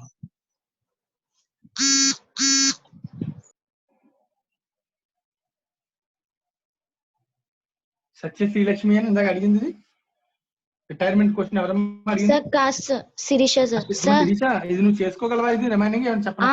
చేయగలను సార్, కానీ అదే వర్క్ బుక్ లో ఆన్సర్ ఇచ్చారు కదా సార్, బీస్ క్యాపిటల్ అమౌంట్ అని. బీస్ క్యాపిటల్ అమౌంట్ వర్క్ బుక్ లో ఏం కావాలా నీకు? ఆ లెడ్జర్ లో నాకు బీస్ లోన్ అకౌంట్ 22,760. బీస్ క్యాపిటల్ అకౌంట్ 20,000 ఉందా? Yes sir. ఒక అబ్జర్వ్ చేయండి క్వశ్చన్ ఆన్సర్ లో. బీస్ క్యాపిటల్ 20, రిజర్వ్స్ లో షేర్ 6,000, గుడ్ విల్ లో షేర్ 30,000. మనం ఇందాక గుడ్ విల్ కూడా కట్టాం. రివాల్యూషన్ లో డెబిట్ లాస్ 18,240. ఇన్వెస్ట్మెంట్ అకౌంట్ కి 15,000 వాడు పట్టుకెళ్ళిపోయి ఉంటాడు నన్ను ఇన్వెస్ట్మెంట్స్, అందుకే 15,000 కూడా డెబిట్ చేశాడు. ఇంకా బి క్యాపిటల్ బ్యాలెన్స్ ఉంది కదా, B capital balance B retire అయిపోతుంది కదా. రిటైర్ అయిపోతున్నప్పుడు పేమెంట్ చేసేయాలి. కానీ క్వశ్చన్ లో లాస్ట్ లో ఏం చెప్పాడు? The amount due to retiring partner shall be transfer to loan అన్నాడు. కాబట్టి ఈ బ్యాలెన్స్ ఏదైతే ఉందో లోన్ కి ట్రాన్స్ఫర్ చేశారు. అంటే బీస్ లోన్ అనేది బ్యాలెన్సింగ్ ఫిగర్ నా. Okay sir. 22,760 అనేది బ్యాలెన్సింగ్ ఫిగర్. నువ్వు ఈ లెడ్జెస్ ఎంట్రీస్ అన్ని రాస్తావు కాబట్టి రిమైనింగ్ బ్యాలెన్స్ ని మామూలుగా క్యాపిటల్ అకౌంట్ లో బ్యాలెన్స్ మిగిలితే ఏం రాస్తాం? బ్యాలెన్స్ క్యారీ డౌన్ అని రాస్తాం. కానీ అలా రాస్తే ఇప్పుడు క్యాపిటల్ కింద ఉండిపోతారు కదా బుక్స్ లో. క్యాపిటల్ కింద ఉండకూడదు, లోన్ కింద మారిపోవాలి. కాబట్టి ఆ బ్యాలెన్స్ ని లోన్ అకౌంట్ కి ట్రాన్స్ఫర్ చేశారు. అంటే ఇక్కడ క్యారీ డౌన్ బ్యాలెన్స్ ని బీస్ అది క్లోజింగ్ బ్యాలెన్స్ అన్నది, అంటే అంతకుమించి ఏం లేదు. మనకు కనిపెట్టింది కాదు అది. ఓకే సార్, రైట్ అర్థమైంది sir. Right. So retirement question over నా. ఇంకా మిగిలింది డెత్ నా.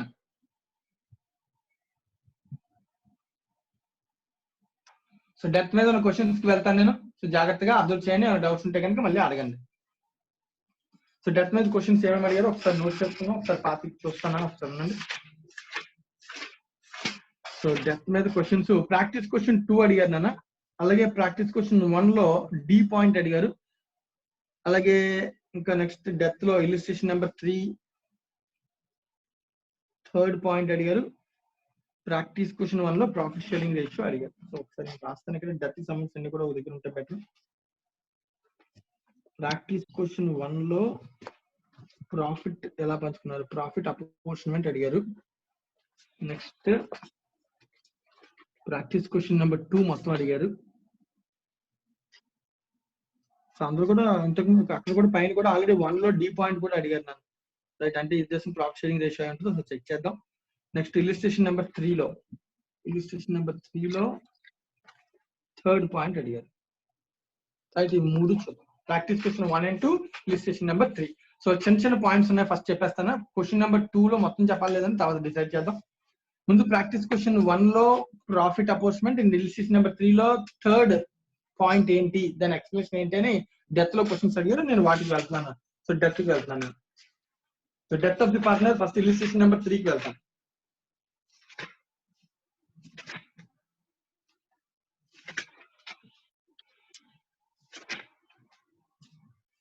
Right, illustration number 3 third point clarification అడుగుతున్నా చూద్దాం. పాయింట్ నెంబర్ 3 ఏం చెప్తున్నాడు వాడు, 1000 has to be paid away to the executors of the deceased partner. తప్పు పడింది ప్రింటింగ్ మిస్టేక్ ఈ పాయింట్ లో. అదేనా లేదంటే థర్డ్ ఆన్సర్ లో third పాయింటా?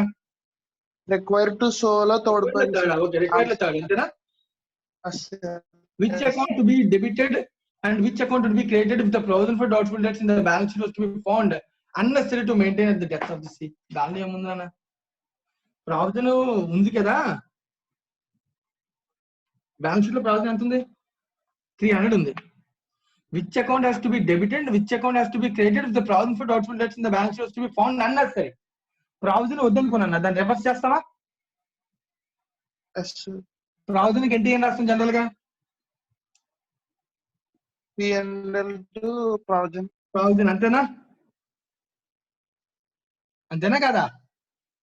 P&L to provision reverse చేస్తే ఎంట్రీ ప్రావిజన్ టు P&L అంతే. So provision to P&L. ఆ లాస్ కదా, లాస్ ఎంతమంది బేర్ చేయాలి? 3 పార్ట్నర్స్. అంతే, అదే రాస్తాం ఎంట్రీ. లాస్ట్ ఏంటమ్మా? రివర్స్ చేస్తే ఎంట్రీ అదే రివర్స్ చేస్తే entry provision for doubtful debts debit అంతా 300 టు P&L అడ్జస్ట్మెంట్ అని రాస్తాం, ఎందుకంటే రెక్టిఫికేషన్ కాబట్టి. ఇది ఇన్కమ్ P&L క్రెడిట్ అవుతే ఇన్కమ్. అవునా, ఈ క్రెడిట్ ఇన్కమ్ తీసుకెళ్లి పార్ట్నర్ కి పంచేయడమే. ఏబిసి అంతమంది ఉన్నారు, ఏబిసి ముగ్గురికి ముగ్గురికి ప్రాఫిట్ అవుతుంది. ప్రావిజన్ అనుకుంటే it's profit to the firm. The profit is to be adjusted to all the 3 partners ABC in the profit sharing ratio. That is question లో profit sharing ratio ఎంత? ఎవరు profit sharing ratio అన్నా? Question లో profit sharing ratio ఇవ్వకపోతే equal గా పనిచేస్తాడు. మనం చేసేది 100 మా ఓకేనా? సాయిరామ్ అర్థమైందా? ఇది ఇంకేమైనా డౌట్ ఉందా?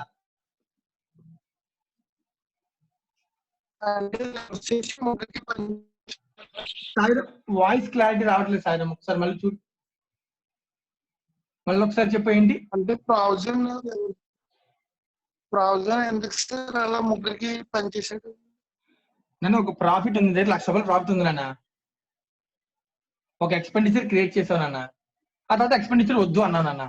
ఒక ఎక్స్పెండిచర్ క్రియేట్ చేస్తే ఫర్మ్ ఫర్మ్ లోంచి ఎక్స్పెండిచర్ ప్రాఫిట్ లోంచి తగ్గిపోద్ది. ఒక ఎక్స్పెండిచర్ ప్రావిజన్ అంటే ఫ్యూచర్ లో ఒక ఎస్టిమేట్ ఉంటుంది, వద్దు అనుకున్నావు అంటే నా ప్రాఫిట్ వద్దు అనుకుంటే ప్రాఫిట్ ఏమవుతుంది? ఆటోమేటిక్ గా పెరుగుతుంది.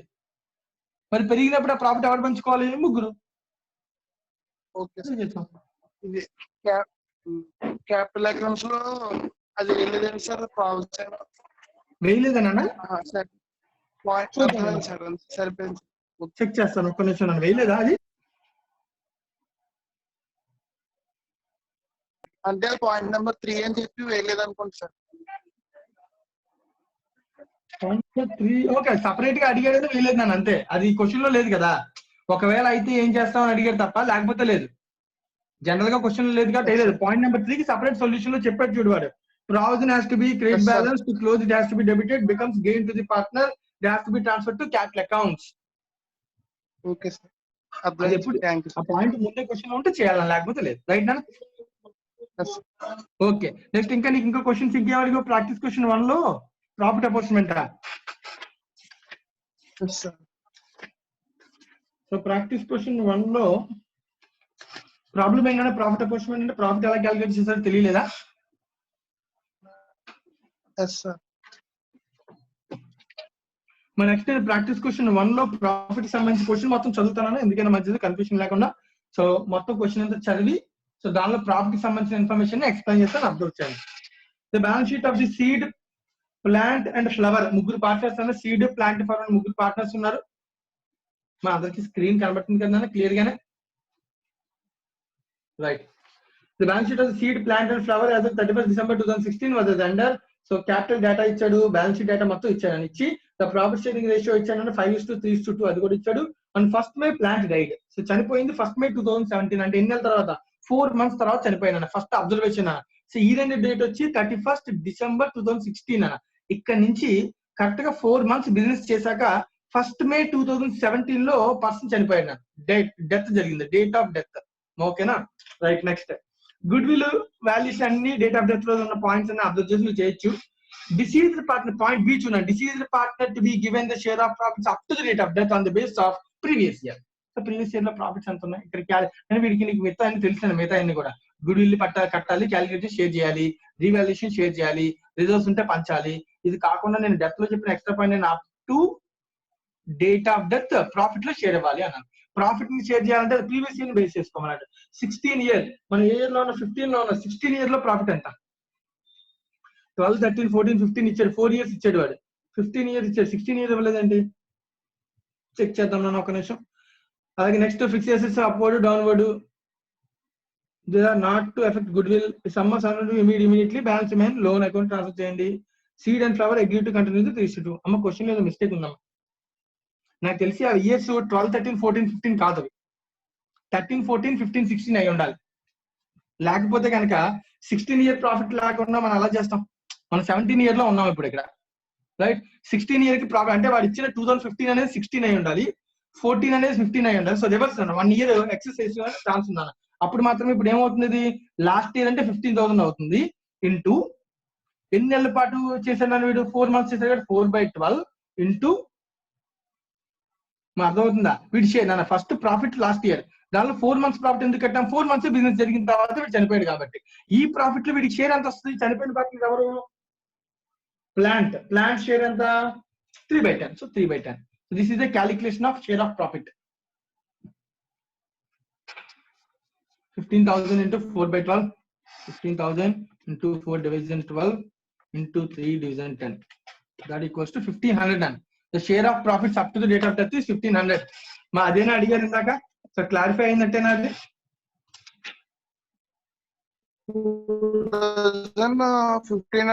2015 కట్టారు సార్ మీరు. ఒక్క నిమిషం నన్ను. క్వశ్చన్ నెంబర్ 2 అయినా ఇది 1. రైట్ నన్ను ఏం చెప్పు సాయిరామ్. డేట్స్ రాంగ్ ఇచ్చాడు సార్. 2015 కడితే వస్తుందా సార్? 15 కాదు, రాంగ్ ఇచ్చాను అన్న డేట్స్. అదే చెప్తాను నీకు. 12, 13, 14, 15 కదా టెక్స్ట్ బుక్ లో ఉంది క్వశ్చన్. ప్రాఫిట్స్ కనబడుతున్నాయి నీకు? కానీ యాక్చువల్ 12, 13, 14, 15 కాదు. ఎందుకనంటే నువ్వు ఇప్పుడు ఇయర్ కి నీకు క్వశ్చన్ లో క్లియర్ గా చెప్పాడు. ఇయర్ ఏ డేట్ ఎండ్ అయింది? 16 year తో ఎండ్ అయింది. చనిపోయింది ఇప్పుడు 17 year లో. అంటే నాకు లాస్ట్ ఇయర్ 16 కదా. అంటే 16 బదులు వాడు తప్పుగా ఏమి చేయండి 15 ఇచ్చాడు అనమాట. సో టెక్స్ట్ బుక్ లో క్వశ్చన్ మిస్టేక్ అన్న. డేట్స్ మార్చుకోవాలి మనం. టెక్స్ట్ బుక్ లో ఉన్న డేట్స్ ఎలా మార్చుకోవాలంటే అవి సింపుల్ గా ఫస్ట్ ఇయర్ 13, 13 ఏమో 14, 14 ఏమో 15, 15 ఏమో 16 ఇలా మార్చుకుంటే నీకు సరిపోతుంది, ప్రాబ్లం ఉండదు. ఓకేనా sir? Thank you sir. Right అండి. ఇంకా నాన్న ఇంకెవరికి ఏం కావాలి? క్వశ్చన్ నెంబర్ 2 ఎవరమ్మా అడిగింది? Practice question number 2. డెత్ లో ప్రాక్టీస్ క్వశ్చన్ 2 ఎవరు అడిగారు? సార్ ప్రాక్టికల్ 1 లో డే పాయింట్ అడిగాను కదా సార్. ప్రాక్టికల్ 1 లో డే పాయింట్ సార్. డి అన్న D point. Yes sir. Sum of 7,750 ఏదేనా? Yes sir. Sum of 7,750 was to be paid immediately. అంటే నువ్వు మొత్తం ప్లాంట్ యొక్క బ్యాలెన్స్ చూడాలి, ఎందుకంటే చనిపోయిన ప్లాంట్ ఉన్నాడు కదా, ఆ బ్యాలెన్స్ ఎంతో కనిపెట్టాలి. ఆ బ్యాలెన్స్ కనిపెట్టాలంటే రీవాల్యూషన్, గుడ్ విల్, రిజర్వ్స్ అన్ని అడ్జస్ట్మెంట్స్ చేశాక బ్యాలెన్స్ కనుక్కొని ఆ బ్యాలెన్స్ లో నుంచి 7,750 ఇమీడియట్ గా డబ్బులు క్యాష్ రూపంలో పే చేసేయాలంట. Okay sir. మిగిలిన దాన్ని పే చేయకపోతే సెక్షన్ 37 అప్లై అవుతుంది, కానీ అగ్రిమెంట్ లో ఏమి చెప్పకపోతే నేను క్లియర్ గా చెప్పాను నేను. కానీ క్వశ్చన్ ఏం చెప్తాడు, the balance first be remain as a loan with the firm 9% per annum. అంటే మిగిలిన దాన్ని లోన్ కింద మార్చేయాలి, రిప్రజెంటేటివ్ లోన్ కింద మార్చేయాలి. కానీ అక్కడ ఆన్సర్ లో లోన్ కి ట్రాన్స్ఫర్ చేయలేదు సార్. చేయలేదని ఒకసారి చెక్ చేద్దాం. ఎక్కడ రాశాడు, ఏమని రాశాడు? అవును, నాకు చేయాల్సిన అలా కాదు, లోన్ కి చేయాల్సిన అవసరం లేదా వీడికి? ఇదిగో నన్ను ఆల్రెడీ ప్లాంట్, ఇప్పుడు లాస్ట్ బట్ వన్ ఎంట్రీ చూడు, plant capital account debit to plant executor ఉందా? Yes sir. ఎగ్జిక్యూటర్ అకౌంట్ కి ఎంత బ్యాలెన్స్ వెళ్ళింది? 27,750 వెళ్ళిందా? అవును సార్. దానిలో 7,750 పోయిందా పేమెంట్? Yes sir. అంటే ఎగ్జిక్యూటర్ ఎంత బ్యాలెన్స్ ఉంది? 27,000. మరి ఎగ్జిక్యూటర్ అకౌంట్ అంటే ఎవరు? డిసిజర్ పార్ట్నర్ యొక్క లేదు. వాడే లోన్, అదే లోన్ అంటే. Okay sir. అంటే లోన్ అంటే సపరేట్ గా లోన్ అని రాయాల్సిన అవసరం ఏమీ లేదన్న. ఫర్ ఎగ్జాంపుల్ ఇప్పుడు నేను ఒక పర్సన్ దగ్గర నుంచి లోన్ తీసుకున్నాను, ఒక అన్సెక్యూర్డ్ క్రెడిటర్, ఆ పర్సన్ పేరు రాస్తే అది లోన్ అనే అర్థం. అవును సార్. ఆ plant executor is known as loan. నీకు కన్ఫ్యూజన్ ఉందనుకుంటే ఒక పని చేయ, ప్లాంట్ ఎగ్జిక్యూటర్స్ లోన్ అకౌంట్ అని రాసుకో. నువ్వు అక్కడ లాస్ట్ బట్ వన్ ఎంట్రీలో పేరు ప్లాంట్ ఎగ్జిక్యూటర్ లోన్ అకౌంట్ అని రాసుకో, కన్ఫ్యూజన్ ఉండదు నీకు. Okay sir. అప్పుడు లోన్ అకౌంట్ బ్యాలెన్స్ ఇంకా 20,000 మిగిలినట్టే కదా. Yes sir. రైట్ అన్న. అమ్మా ఇంకా ఎవరికైనా ఏమైనా డౌట్స్? ఇంకా ఎవరికైనా ఏమైనా డౌట్స్ ఉంటే అడగాలి. అయిపోయినా అన్ని చెప్పేసినట్టన్నా నేను?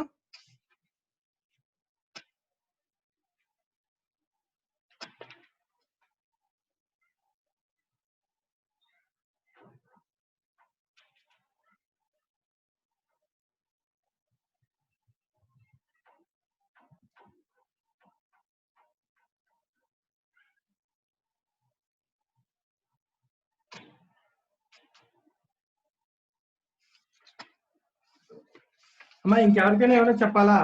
క్వశ్చన్స్ అన్ని అయిపోయినట్టేనా? సో డెత్ లో ప్రాక్టీస్ క్వశ్చన్ నెంబర్ 2 చెప్పమని అడిగారు అన్నాను ఇందాక, ఇక్కడ రాస్తుంది. మరి ఇది నేను చెప్పనా, అవసరం లేదా, మీరు చేసుకోగలరా? ఎవరమ్మా అడిగింది? ఎవరు?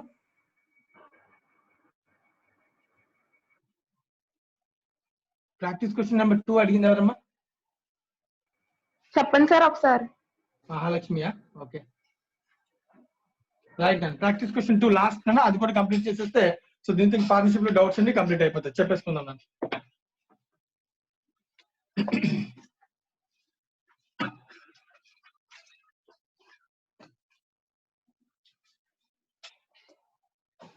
So death practice question 2 page number 8.129. So ఎవరికైనా డౌట్ ఉంటే కనుక చెక్ చేసుకున్నాను. ఈ డేట్, ఈ పేజ్ లో ఉన్నటువంటి డెత్ లో ఉన్నటువంటి క్వశ్చన్ నేను ఇప్పుడు సాల్వ్ చేస్తాను. క్వశ్చన్ చదువుతాను ఫస్ట్, అవసరమైన డేటా నీట్ గా నోట్ చేస్తాను, అవసరమైన డేటా రాయను. సో సమ్ మొత్తం సాల్వ్ చేద్దాం. డేటా కూడా క్వశ్చన్ బాగా గుర్తుపెట్టుకోవడానికి ట్రై చేస్తాను. క్వశ్చన్ అని ఆల్మోస్ట్ ఒక పేజ్ ఉంది, రైట్? Full length question. ఏ లెంత్ క్వశ్చన్ అయినా ఏదైనా మన పాయింట్ ఆఫ్ వ్యూ ఒకటే. డెత్ గురించి మాట్లాడుతున్నాం అంటే సీక్వెన్స్ వెళ్ళాలి.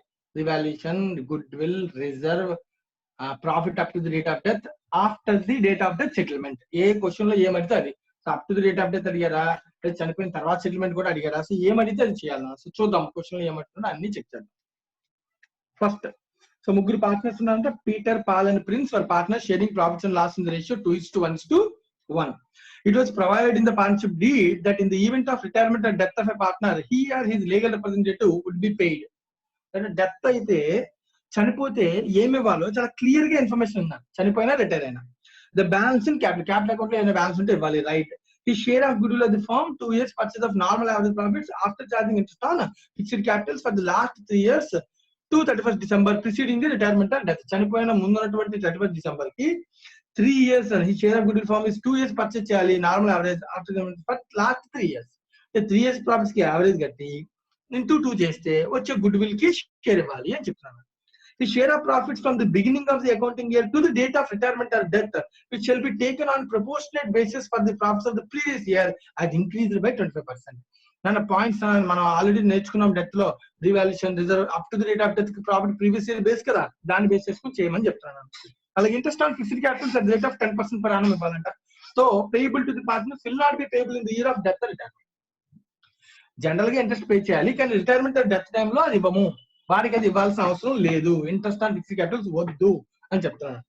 All the assets are to be revalued on the date of retirement or death and the profit or loss to be debited credited to partner. Revaluation చేయండి అని చెప్తున్నాను. So points చాలా clear గా ఉన్నాయని ఇవి చాలా జాగ్రత్తగా ఫస్ట్ అర్థం చేసుకోవడం మీద ఉంటుంది. క్యాపిటల్ అకౌంట్ బ్యాలెన్స్ ఇవ్వాలి, గుడ్ విల్ షేర్ ఇవ్వాలి, క్యాలిక్యులేట్ చేసేటప్పుడు ప్రాఫిట్ యావరేజ్ 3 years కట్టాలి, ఇంటూ 2 చేయాలి, యావరేజ్ కట్టేటప్పుడు ఇంట్రెస్ట్ మైనస్ చేయాలి, ఫిక్స్డ్ క్యాపిటల్ మీద మాత్రమే ఇంట్రెస్ట్ మైనస్ చేయాలి. అలాగే up to the rate of death profit లో షేర్ ఇవ్వాలి, అది కట్టేటప్పుడు లాస్ట్ ఇయర్ ప్రాఫిట్ బేస్ చేసుకోవాలి, దాన్ని మళ్ళీ 25% పెంచిన తర్వాత క్యాలిక్యులేట్ చేయాలి. ఎన్నో విషయాలు చూడాలి. Interest on fixed capital 10% per annum calculation మరి పైన చెప్పాడు కదా, అది దానికోసం వాల్యూ ఇచ్చాడు. సో ప్రతి విషయాన్ని చాలా క్లియర్ గా వాడు ఎక్స్ప్లెయిన్ చేశాడు. ఇప్పుడు మనం ఇన్ఫర్మేషన్ ఇప్పుడు వెళ్దాం. అగ్రిమెంట్ లో ఉన్న పాయింట్స్ ఇచ్చాను, ఇప్పుడు ఇన్ఫర్మేషన్కి వెళ్దాం. చనిపోయింది ఎవరంటే Peter. Peter died on 30th September 2016. September లో చనిపోయాడు. Books of accounts are close from calendar year basis 1st January to 31st December. So books కి ఏమో డేట్ డిసెంబర్ అన్న, బుక్స్ ఎండ్ అయ్యేది 31st December. Date of death వచ్చి 30th September. అంటే approximate గా నువ్వు అబ్జర్వ్ చేస్తే అకౌంటింగ్ ఇయర్ స్టార్ట్ అయిన తర్వాత 9 months తర్వాత పర్సన్ చనిపోయాడు. ఇప్పుడు 9 months లోపు ఏమేమి ఇవ్వాలి, వాడికి క్యాపిటల్ ఇవ్వాలి, గుడ్ విల్ ఇవ్వాలి, రీవాల్యూషన్ ఇవ్వాలి, profit up to the date of 9 months ఇవ్వాలి. ఒకవేళ ఇమీడియట్ గా సెటిల్ చేయబెట్టే తర్వాత మళ్ళీ సెక్షన్ 37 అప్లై చేసి ఇవ్వాలి. వాళ్ళు అగ్రిమెంట్ లో ఇంకేమైనా చెప్తే వాళ్ళు అగ్రిమెంట్ లో ఏమి చెప్పలేదు, దాన్ని ఇమీడియట్ పేమెంట్ ఏంటనేది చెప్పలేదు. చూడాలి, రిమైనింగ్ కూడా మనం తెలుస్తాం. The balance in fixed capital accounts on 1st January 2016 was Peter 10,000, Paul 5,000, Prince 5,000 fixed capitals. Current account lo balances 20,000, 10,000, 7,000. Drawings of Peter till 30th September is 10,000. Profits of the firm before charging of interest on capital for the years 13, 14, 15. Last 3 years ana. ఎందుకంటే మనకి 16 years లో ఉన్నాం కదా మనం. So 16 year beginning లో ఉన్నాం కాబట్టి so last 3 years కి సంబంధించిన 13, 14, 15 ప్రాఫిట్ ఇచ్చాను. 1 lakh, 1 lakh 20, 1 lakh 50 respectively. Profit includes the following abnormal items. మళ్ళీ నాన్న మీకు ఆల్రెడీ చెప్పాను, గుడ్ విల్ క్యాలిక్యులేట్ చేసేటప్పుడు ప్రాఫిట్ అంటే నార్మల్ ఆపరేటింగ్ తీసుకోవాలి, నార్మల్ తీసుకోవాలి, అబ్నార్మల్ థింగ్స్ అన్నిటిని అడ్జస్ట్ చేయాలి. Profit on sale of assets, insurance claim received adjust చేయాలి. Firm has taken out the joint life policy 1 lakh. Besides, the partner had severely insured their lives for 50,000 each. నన్ను జాగ్రత్తగా observe చేయండి. Firm policy తీసుకుందంటే besides partners had severally insured their life 50,000 each. The premium respect thereof being charged to P&L account. అంటే దీనిలో individual life policy ఉంది, separate life, 2 policies ఉన్నాయి. The surrender values of the policies for 30% of the face value. On 30th June 2016, the firm received a notice from the insurance company that insurance premium in respect of the firm fire policy has been undercharged to the extent of 6,000 in the year 2015. నా insurance company నుంచి ఒక notice వచ్చిందంట. ఆ notice ఏం చెప్తుందంట, insurance premium respect of the fire policy, fire insurance premium ఏదో తీసుకున్నారంట, had been undercharged to the extent of 6,000 in the year 2015. దానికి తక్కువ చార్జ్ చేశారంట, ఫైర్ ఇన్సూరెన్స్ తక్కువ పే చేశారు. And firm has to pay immediately. అంటే నేను ఇప్పుడు కొత్తగా ఒక లైబిలిటీ పే చేయాల్సి వస్తుంది. The revaluation of the assets indicates the upward revision the value of the assets to the extent of 20,000. Assets మళ్ళీ 20,000 పెరిగాయంట. Prepare an account showing indicates the upward revision in the indicates the amount due to Peter's legal representative as on 30th September 2016 along with the necessary workings. ఇది నా question. So ఈ question లో మనం అడుగుతున్న information, Peter account కి legal representative కి balance ఎంత. Prepare an account sowing the amount due to legal representative. అదే నా క్వశ్చన్. నీకు ఇచ్చిన స్టేట్మెంట్ నేను ఫస్ట్ తయారు చేస్తాను, నువ్వు అర్థం చేసుకో. తర్వాత ప్రతిదీ నేను వర్కింగ్ నోట్ తయారు చేస్తాను. Statement of amount due to Peter legal representative. ఇది మనం క్యాలిక్యులేట్ చేయాల్సిన విషయం. First thing, statement of amount due to Peter legal representative. Peter కి ఎంత పే చేయాలి? సో పీటర్ కి ఏం పే చేయాలంటే కనుక ఆల్రెడీ మనం పాయింట్స్ నేర్చుకున్నాం కదా. సో ఒక్కొక్క పాయింట్ చూద్దాం. అగ్రిమెంట్ లో చెప్పిన ప్రతి పాయింట్ ని అబ్జర్వ్ చేస్తే మీరు చాలా ఈజీగా దీన్ని సాల్వ్ చేస్తారు, పెద్ద కష్టమేమీ కాదు. ఫస్ట్ పీటర్ యొక్క క్యాపిటల్ బ్యాలెన్స్ ఉంది కదా, capital as on 1/1/2016 beginning date, చనిపోవడానికన్నా ముందు ఇయర్ లో బిగినింగ్ డేట్ బిగినింగ్ డేట్ కి క్యాపిటల్ బ్యాలెన్స్ ఎంత ఉంది, ఏమేమి ఉన్నాయో జాగ్రత్త చెక్ చేసేసుకున్నాను. ఫస్ట్ పీటర్ ఒక్కడి గురించి మాట్లాడతాం, మిగతా వాళ్ళ సంగతి అవసరం లేదు, అవసరం అయితేనే పట్టించుకుందాం. మనల్ని అడిగింది ఓన్లీ పీటర్. పీటర్ కి సంబంధించినటువంటి క్యాపిటల్ బ్యాలెన్స్ ఎంత అనే క్వశ్చన్ ఇచ్చాడు, 10,000. Fixed capital balance is 10,000. అలాగే కరెంట్ అకౌంట్ కూడా ఇచ్చాను నేను. కరెంట్ అకౌంట్ ఏదైనా మనం అంటున్నాను. పీటర్ కి సంబంధించిన current account balance 20,000, positive number. ఇంకా సంబంధించి పీటర్ కి సంబంధించి ఏమున్నాయి, డ్రాయింగ్స్ ఉన్నాయి till the date of death. Drawings till 30th September, చనిపోయిన 30th September కదా, ఆ రోజు వరకు ఉన్న డ్రాయింగ్స్. ఆ రోజు వరకు డ్రాయింగ్స్ ఎంత, 10,000. సో డ్రాయింగ్స్ చేసి ఏం చేస్తాను, మైనస్. అలాగే ఇంకా ప్రాఫిట్, వీటికి ఇంకా ఏమి ఇవ్వాలన్న మనకు తెలిసిన పాయింట్స్ ఇవి రెగ్యులర్ గా బుక్స్ లో ఉన్నాయి. ఇవి కాకుండా రీవాల్యుయేషన్ లో ఏమైనా పాయింట్ ఉంటే ఇవ్వాలి, రిజర్వ్స్ ఏమైనా అపోర్షన్ చేయకపోతే దాన్ని అపోర్షన్ చేయాలి, గుడ్ విల్ లో అపోర్షన్మెంట్ షేర్ ఏమైనా ఉంటే ఇవ్వాలి, profit up to date of death ఇవ్వాలి. నెక్స్ట్ ఇంకా ఏమి ఇవ్వాలన్న వారికి క్వశ్చన్ ప్రకారం. ఇంట్రెస్ట్ ఆన్ క్యాపిటల్ ఇవ్వద్దని చెప్పాడు. రీవాల్యుయేషన్ చేసాం కదా, దానిలో ప్రాఫిట్ ఆర్ లాస్. జేఎల్పి ఉందన్న, జేఎల్పిలో వీడి షేర్ ఏంటి, సపరేట్ లైఫ్ పాలసీలో వీడి షేర్ వస్తుందా, అవి ఇవ్వాలి. రైట్. సివిల్ అనే పాయింట్స్ అయితే కనుక ఇవన్నీ నువ్వు క్యాలిక్యులేట్ చేస్తే ఫైనల్ బ్యాలెన్స్, క్లోజింగ్ బ్యాలెన్స్ అంతా మనకు తెలిసిపోతాను. ఇంతే, ఇవన్నీ క్యాలిక్యులేట్ చేసుకుంటే వెళ్ళాలి. ఒక్కొక్కటి ఐడెంటిఫై చేద్దాం అని మిగిలిపోతే లాస్ట్ లో చూసుకో. ఫస్ట్ వన్ రీవాల్యుయేషన్, చాలా సింపుల్ వాల్యూ. రీవాల్యుయేషన్ అసలు వర్కింగ్ నోట్ అవసరం. ఎందుకంటే సో పాయింట్ లో ఎక్కడ చెప్పాను రీవాల్యుయేషన్ గురించి, revaluation of the assets indicates upward revision.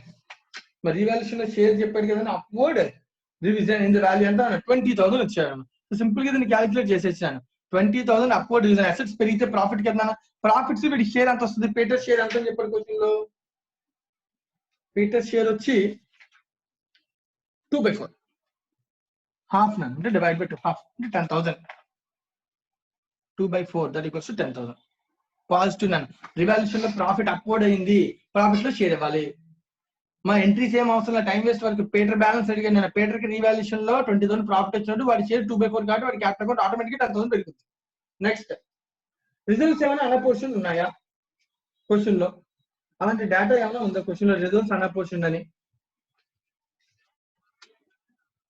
ఇందాక చదివినప్పుడు ఎక్కడ కూడా రిజర్వ్స్ గురించి లేదు. మరి క్యాపిటల్ బ్యాలెన్స్ ఉన్నాయి, డ్రాయింగ్స్ ఉన్నాయి, ప్రాఫిట్స్ డేటా ఉంది. ప్రాఫిట్స్ 2016 వరకు ఉందన్నా, 16 years లో సంపాదించిన ప్రాఫిట్స్ ఒక into up to the date of death అంటాం. ఇది మళ్ళీ విడిగా క్యాలిక్యులేట్ చేద్దాం. అన్అపోర్షన్ రిజర్వ్స్ అయితే కనుక క్వశ్చన్ లో ఉన్నట్టు మనకైతే ఇన్ఫర్మేషన్ అయితే ఏమీ లేదన్న. అన్అపోర్షన్ రిజర్వ్స్ అయితే కనుక ఏమీ లేదన్న. ఓకే, లేవు రిజర్వ్స్. గుడ్ విల్ క్యాలిక్యులేట్ చేయాలి. So good will working note తయారు చేద్దాం. గుడ్ విల్ ఎలా చేయమన్నాడంటే కనుక, సో 3 years ప్రాఫిట్స్ తీసుకుని అబ్నార్మల్ ఐటమ్స్ అన్నిటిని అడ్జస్ట్ చేసి సమ్ చేయమని అడిగారు. సో మనకి ఇచ్చిన ఇన్ఫర్మేషన్ లో profit as per the P&L చూద్దాం. 2013 year, 14 year, 15 year 3 ఇచ్చానన్నా. వాడు ప్రాఫిట్ ఇచ్చాను క్వశ్చన్ లో. ప్రాఫిట్ ఎంత ఇచ్చాడు, 1,20,000, 1,15,000 అని. ఇది వాడు ఇచ్చినటువంటిది ప్రాఫిట్స్ అనే క్వశ్చన్ లో. ఈ ప్రాఫిట్స్ గుడ్ విల్ కట్టాలంటే మన యావరేజ్ ప్రాఫిట్ మెథడ్ లో ముందు యావరేజ్ కట్టాలి. యావరేజ్ కట్టాలంటే క్వశ్చన్ లో ప్రాఫిట్స్ కి అడ్జస్ట్మెంట్స్ ఏమైనా ఇచ్చాను. Profit on sale of assets అన్న, అది operating non operating, non operating దాన్ని మైనస్ చేయాలి. ప్రాఫిట్ దీనిలో కలిసిపోయింది. Profit on sale of assets, the profits includes the following abnormal items. తీసేయాలి. 5,000 minus, 7,000 minus, 10,000 minus. Next insurance claim, ఇది కూడా అబ్నార్మల్ కదా, ఎప్పుడో ఒకసారి వచ్చింది. Insurance claim abnormal item 3,000 claim profit లో కలిసిపోయింది, మైనస్ చేస్తాం. Circle 12,000 sorry. నెక్స్ట్ ఇంకా సో ప్రాఫిట్ సంబంధించి ఇంతే క్వశ్చన్ లో ఇచ్చిన ఇన్ఫర్మేషన్ అయితే కనుక abnormal claim, profit on sale of assets చేయాలి. అది కాకుండా మనకి పాయింట్స్ ఇంకా ఎక్కడైనా ఏమైనా చెప్పాడేమో చెప్పుకుంటే ప్రాఫిట్ గురించి ఫైర్ ఇన్సూరెన్స్ ప్రీమియం ఉంది, అండర్ చార్జ్ చేసాము అన్నాను. అది ఏ ఇయర్ లో జరిగిందంట, అండర్ చార్జ్ చేసింది, తక్కువ చార్జ్ చేశాను fire insurance premium. The firm has to pay it immediately. 6,000 payment చేయాలని ఇమీడియట్ గా. సో పేమెంట్ చేస్తే 2016 year లో ప్రాఫిట్ ఎఫెక్ట్ అవుతుందా, 15 year లో ప్రాఫిట్ అయ్యింది. సో 15 year లో తక్కువ చార్జ్ చేయడం వల్ల 6,000. సో పాయింట్ చాలా జాగ్రత్తగా అబ్జర్వ్ చేయండి. 30th June 2016 లో నోటీస్ వచ్చిందంట. మా అందరం last paragraph on 30th June 2016 the firm received a notice from insurance company that insurance premium in respect of the fire policy has been undercharged to the extent of 6,000 in the year 2015 the firm has to pay it immediately. అంటే 15-year profits wrong కదా, తక్కువ expenditure చేశారు కదా, అంటే profit పెరిగిపోయింది కదా. So profit పెరిగిపోయినప్పుడు మనం 6,000 మరి ఖచ్చితంగా మైనస్ చేసుకోవాలి. Minus insurance premium, fire insurance premium 6,000 under charged, 6,000 under charge. So ఇప్పుడు దాన్ని చార్జ్ చేస్తే సో ప్రాఫిట్ ఏమవుతుందన్న తగ్గుతుంది, రైట్. So minus 6,000.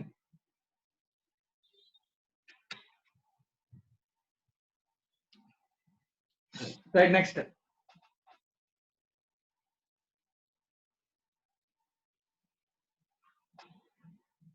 ఇంకా ప్రాఫిట్ గురించి ఇక్కడ ఏం పాయింట్స్ లేవన్నా.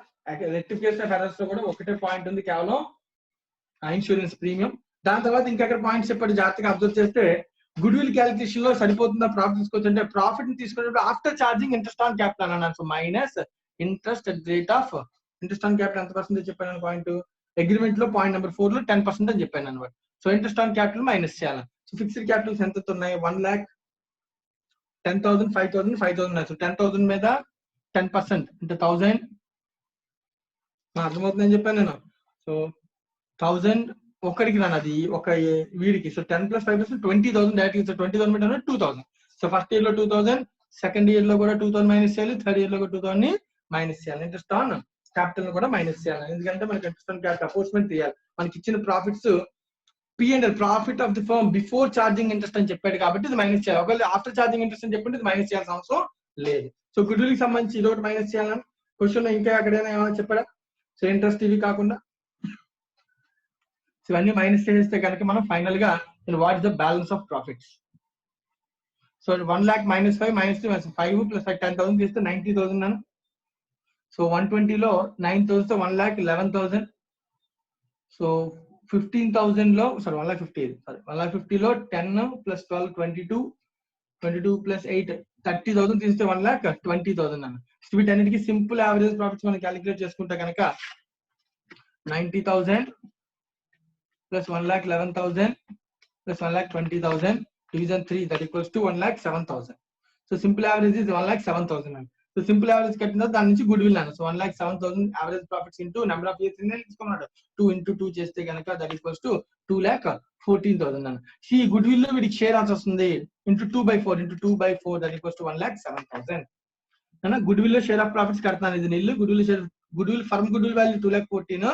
దీనిలో వీడికి చనిపోయిన పార్ట్నర్కి వచ్చేది 2/4 share that equals to 1,07,000 goodwill share వస్తుంది, యాడ్ అవుతుంది. లీగల్ రిప్రజెంటేటివ్ కి గుడ్ విల్ షేర్ 7,07,000 యాడ్ అవుతుంది. సో ఇది కాకుండా ఇంకా పార్ట్నర్ కి ఏమివ్వాలి, profit up to the rate of debt, JLP, SLP separate life policy. Question ఇవి ఎక్కడ ఉన్నాయి, ప్రాఫిట్ కి సంబంధించి అడ్జస్ట్మెంట్ ఎక్కడ చెప్పాడు చూడాలి. సో అడిషనల్ పాయింట్స్ లో క్యాపిటల్ రాసాము, గుడ్ విల్ రాసాము.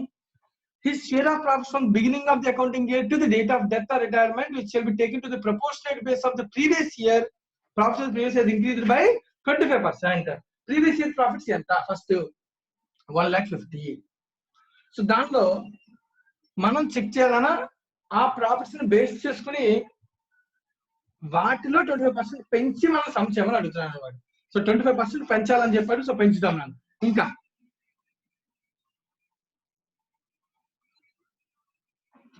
ఇంకేమైనా చెప్పండి మరి. ఇంట్రెస్ట్ ఆన్ ఫిక్స్డ్ క్యాపిటల్ చంద్రంతో payable to but will not be payable in the year of death or retirement. So death or retirement లో వాడికి ఇంట్రెస్ట్ ఇవ్వకూడదు అన్నాను. సీజన్ వాడు చెప్పిన పాయింట్. సో ఇంట్రెస్ట్ ఇవ్వకూడదు, చనిపోయిన పార్ట్నర్ కి ప్రాఫిట్స్ నుంచి 25% పెంచి అప్పుడు ప్రాఫిట్స్ ని అపోర్షన్ చేయండి అని పాయింట్ చెప్తాను. ఇది వాడు చెప్తున్నటువంటి క్వశ్చన్ చెప్పినటువంటి పాయింట్. సో దీన్ని మనం అబ్జర్వ్ చేసి సాల్వ్ చేయాలి. ఈ పాయింట్ జాగ్రత్తగా అబ్జర్వ్ చేద్దానని దీని పాయింట్ ఇంకొక వర్కింగ్ నోట్ కింద నేను సాల్వ్ చేస్తాను, జాగ్రత్తగా అబ్జర్వ్ చేయండి.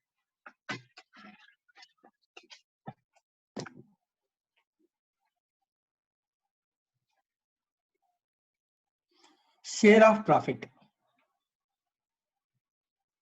Up to date of death. Profit కావాలన్నా నాకు. సో నాకు ఇచ్చింది ఏంటి, profit as per P&L account ఇచ్చాను నేను. 2016 లో వచ్చిన profit as per P&L account ఎంత అది కనుక్కోవాలి. దాని నుంచే 9 months వాల్యూ కట్టి వీడికి షేర్ ఇవ్వాలి. అయితే నాకు తెలియదు కాబట్టి దీన్ని బేస్ చేసుకుని దీన్ని బేస్ ప్రీవియస్ ఇయర్ తీసుకున్నాను 2015. అది ఎంత 1,50,000. దీనిలో ఏమైనా రెక్టిఫికేషన్స్ ఉన్నాయంటే మనం ఇందాక చేసినటువంటి సమ్ లో నువ్వు అబ్జర్వ్ చేస్తే కనుక ఎగ్జాంపుల్ ఇందాక సమ్ లో మనం ఆల్రెడీ ప్రాఫిట్స్ అన్ని క్యాలిక్యులేట్ చేసాం, రెక్టిఫికేషన్ మెథడ్స్ కూడా మనం చేసాం. సో నా దీనిలో ప్రాఫిట్ అండ్ సేల్ ఇవన్నీ అబ్నార్మల్ థింగ్స్, ఇవి చేయకూడదని ఎక్కడ చెప్పలే. ప్రాఫిట్స్ తీసుకోమన్నారు తప్ప గుడ్ విల్ కి అయితే చేయమని అన్న, అంతేగాని షేర్ ఆఫ్ ప్రాఫిట్స్ కి చేయమని చెప్పలే. కానీ ఇన్సూరెన్స్ ప్రీమియం అనేది రెక్టిఫికేషన్ అన్న, expenditure wrong. Minus insurance premium, fire insurance premium 6,000 under charges కింద ప్రాఫిట్ మైనస్ అయిపోతుంది. నెక్స్ట్ ఇంతే. ఇది కాకుండా ఈ మిగిలిన ప్రాఫిట్ మొత్తం వాడికి ఇచ్చేస్తామా అంటే ఇవ్వమన్నా, ఎందుకంటే ప్రాఫిట్ లో నుంచి మరి ఇంట్రెస్ట్ ఆన్ క్యాపిటల్ కూడా ఇవ్వాలి కదా. ఇంట్రెస్ట్ ఆన్ క్యాపిటల్ క్యాలిక్యులేట్ చేసేటప్పుడు 20,000 క్యాపిటల్ ఉందని, కానీ 20,000 మీద కట్టకూడదు, ఎందుకంటే చనిపోయిన పార్ట్నర్ క్యాపిటల్ కి ఇంట్రెస్ట్ ఇవ్వద్దు అన్నాడు. సో మైనస్ చేసి దాని మీద 10% ఇవ్వాలి, అంటే ఎంత 1,000. So profit of the firm is 1,43,000. 150లో 7 పోయింది. సో దీనికి మళ్ళీ దీని మీద 25% పెంచమని చెప్పాను క్వశ్చన్ లో. So 1,43,000 into 25%, 35,750. Then the estimated profit now.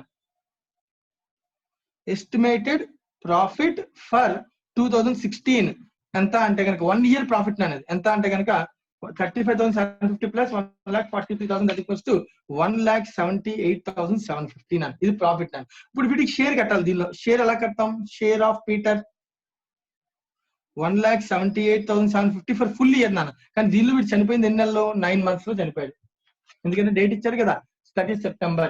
So estimate profit 9 months profits తీసుకుని దీనిలో వీడి షేర్ ఎంత?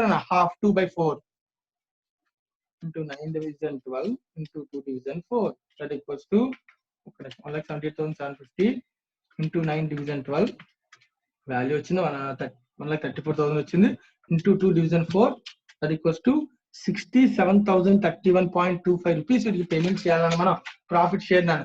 67,000 rupees 37.31 rupees అండి. 67,031.25 rupees షేర్ ఇవ్వాలన్నమాట పీటర్.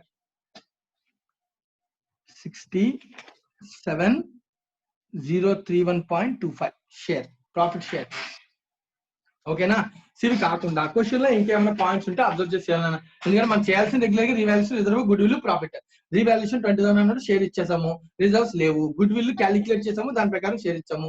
ప్రాఫిట్ క్యాలిక్యులేట్ చేసాము, దాని ప్రకారం షేర్ ఇచ్చాము. ఇంకా మిగిలిన జేఎల్పీ, ఎస్ఎల్పీ మన క్వశ్చన్ ఉంది కాబట్టి ఇందాక రాశాను. అదొకసారి చెక్ చేసేద్దాం. సో జేఎల్పీ ఎంత ఉంది క్వశ్చన్ లో? 1 lakh ఉందండి. సో 1 lakh లో హాఫ్ రన్. 1 lakh జేఎల్పీ నన్న పార్ట్నర్ చనిపోయాడా, రిటైర్ అయిపోతున్నాడా? పీటర్ చనిపోయాడు కాబట్టి మనకి పాలసీ అమౌంట్ వస్తున్నా 1 lakh మీద వీడి share 2/4 that equals to half అంటే 50,000 షేర్ ఆఫ్ జేఎల్పీ వస్తున్నాను. అది కాకుండా సపరేట్ పాలసీస్ కూడా ఉన్నాయన్న. సివిల్ ఇన్సూరెన్స్ 50,000 ఈచ్, ఒక్కొక్కటి 50,000 అన్న. అప్పుడు దీనిలో ఏం వస్తాయన్నా, వీడికి వాడు చనిపోయినందుకు వాడి 50,000 లో 2/4 వస్తుంది అన్న. పాలసీ అమౌంట్ లో 2/4 వస్తుంది, అంటే ఎంత? హాఫ్ అంటే 25,000 వస్తుంది. అది కాకుండా సపరేట్ లైఫ్ ఇన్సూరెన్స్ నేను పాయింట్ చెప్పాను, మిగతా వాళ్ళ పార్ట్నర్స్ ఎవరైతే ఉన్నారో వాళ్ళ దానిలో అంటే మిగతా కూడా ఎంత 50-50 1 lakh ఇంటూ దానిలో సరెండర్ వాల్యూ ఎంత వస్తుందా? వాళ్ళు చనిపోలేదు కదా, మరి సరెండర్ వాల్యూ వచ్చి 30%. సో దాని మీద 30%, దానిలో వీడి షేర్ హాఫ్ అంటే 30,000 హాఫ్ అంటే ఇంకో 15,000 వస్తుంది. ఇద్దరు పాలసీస్ 50 + 50 1 lakh. ఒక 50 మీద హాఫ్ వస్తుంది, ఎందుకంటే 50,000 పాలసీ అమౌంట్ వస్తుంది చనిపోయాడు కాబట్టి. మిగతా ఇద్దరు పార్ట్నర్స్ చనిపోలేదు కాబట్టి వాళ్ళ పాలసీస్ 50-50 1 lakh, కానీ దాని సరెండర్ వాల్యూ 30% అంటే 30% ఇంటూ వాడి share 2/4 15,000. So 25 + 15. This is the final balance of executor. So please check it out. Executor balance ఎంత వస్తుందో టోటల్ చేద్దాం. 10,000 + 20,000 minus 10,000 plus 10,000 plus 1,07,000 goodwill plus 67,031 rupees, approximately 0.25 profit plus JLP share 50,000, SLP separate life insurance policy share 25,000 plus 15,000. So total is 2,94,031.25 rupees. 2,94,031.25 rupees is the share of the deceased partner executive. 2,91,094,031 rupees. Is there some? Check చేసుకోండి, ఎవరికైనా ఏదైనా doubt ఉంటే అడగండి.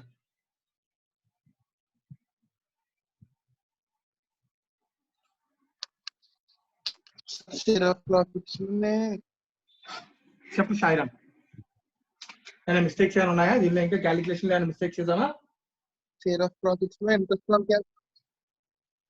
Share of profits లో capital కట్టినప్పుడు 10,000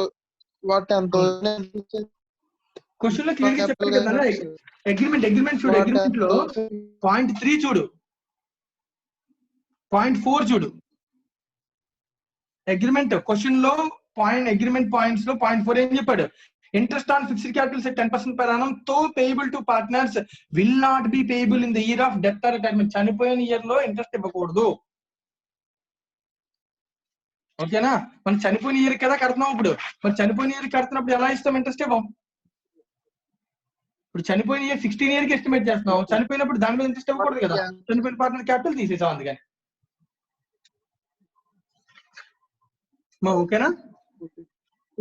వాడు capital తీస్తారు sir, అందులోకి క్యాపిటల్ నుంచి వాడు క్యాపిటల్ తీస్తారు. మొత్తం క్యాపిటల్ 20,000. సో దానిలో చనిపోయిన పార్ట్నర్ క్యాపిటల్ 10,000, అందుకే మైనస్ ఇస్తాం. వాడికి ఇవ్వద్దని చెప్పాడు కదా క్వశ్చన్ లో. ఇంకా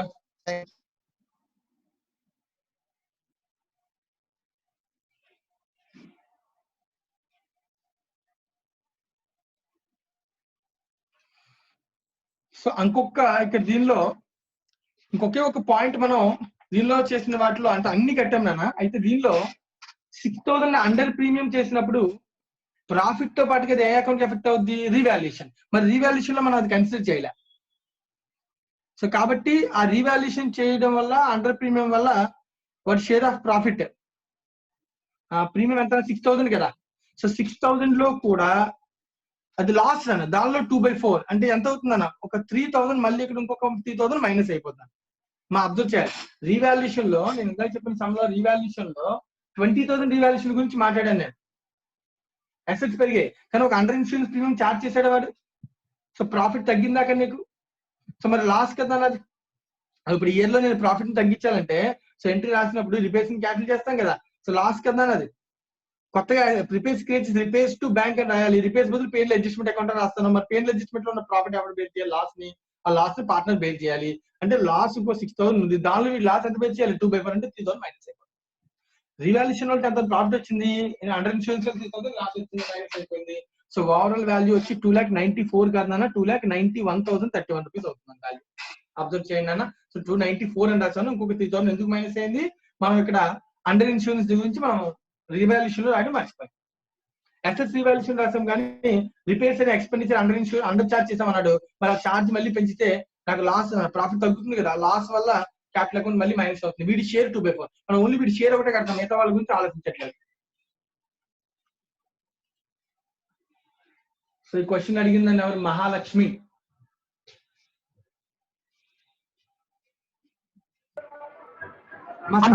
కాల్ చేశాను, అర్థమైందేనా? Yes sir. ప్రతి పాయింట్ కానీ చాలా జాగ్రత్తగా అగ్రిమెంట్ పాయింట్స్ ఫస్ట్ గుర్తుపెట్టుకోవాలని, లేకపోతేనే మనకు తప్పులు వస్తాయి. సార్ 25% ఇవ్వమన్నాడు కదా సార్. 25% ఇవ్వలేదన్న. ప్రాఫిట్స్ లో 25% ని పెంచి ఎస్టిమేట్ చేసి షేర్ ఇమ్మన్నాడు. ఎస్టిమేట్ చేసి షేర్ ఇమ్మన్నాడు కదా సార్. ఒకవేళ ఆ ఇయర్ లాస్ వస్తే సార్? ఏ ఇయర్ నాన్న? 2016 ఇయర్ లోనన్నా 15 ఇయర్ లో? అదేనా. ఇప్పుడు అదే విషయం ఒకవేళ నిజంగా లాస్ వస్తే క్వశ్చన్ లో చెప్పాలని నీకు అదే చెప్పాను. అగ్రిమెంట్ లోనే ఇన్ఫర్మేషన్ ఉండాలి. ప్రీవియస్ ఇయర్ లో ఉన్న ప్రాఫిట్స్ లేవనుకో అగ్రిమెంట్ లో రాసుకుంటారు అనమాట. ఒకవేళ ప్రాఫిట్స్ ఉంటే ప్రాఫిట్స్ లో షేర్ ఇవ్వండి, లాస్ ఉంటే కనుక ఫిక్స్డ్ అమౌంట్ ఇచ్చేయండి అని అది చెప్తారు మన క్వశ్చన్ లో. Okay sir. ఆ క్వశ్చన్ లో లేకపోతే మనం ఇంకా అసలు వీళ్ళకి షేర్ రాదు. ఇప్పుడు ప్రాఫిట్స్ షేర్ రాదు ఇంకా up to the rate of death.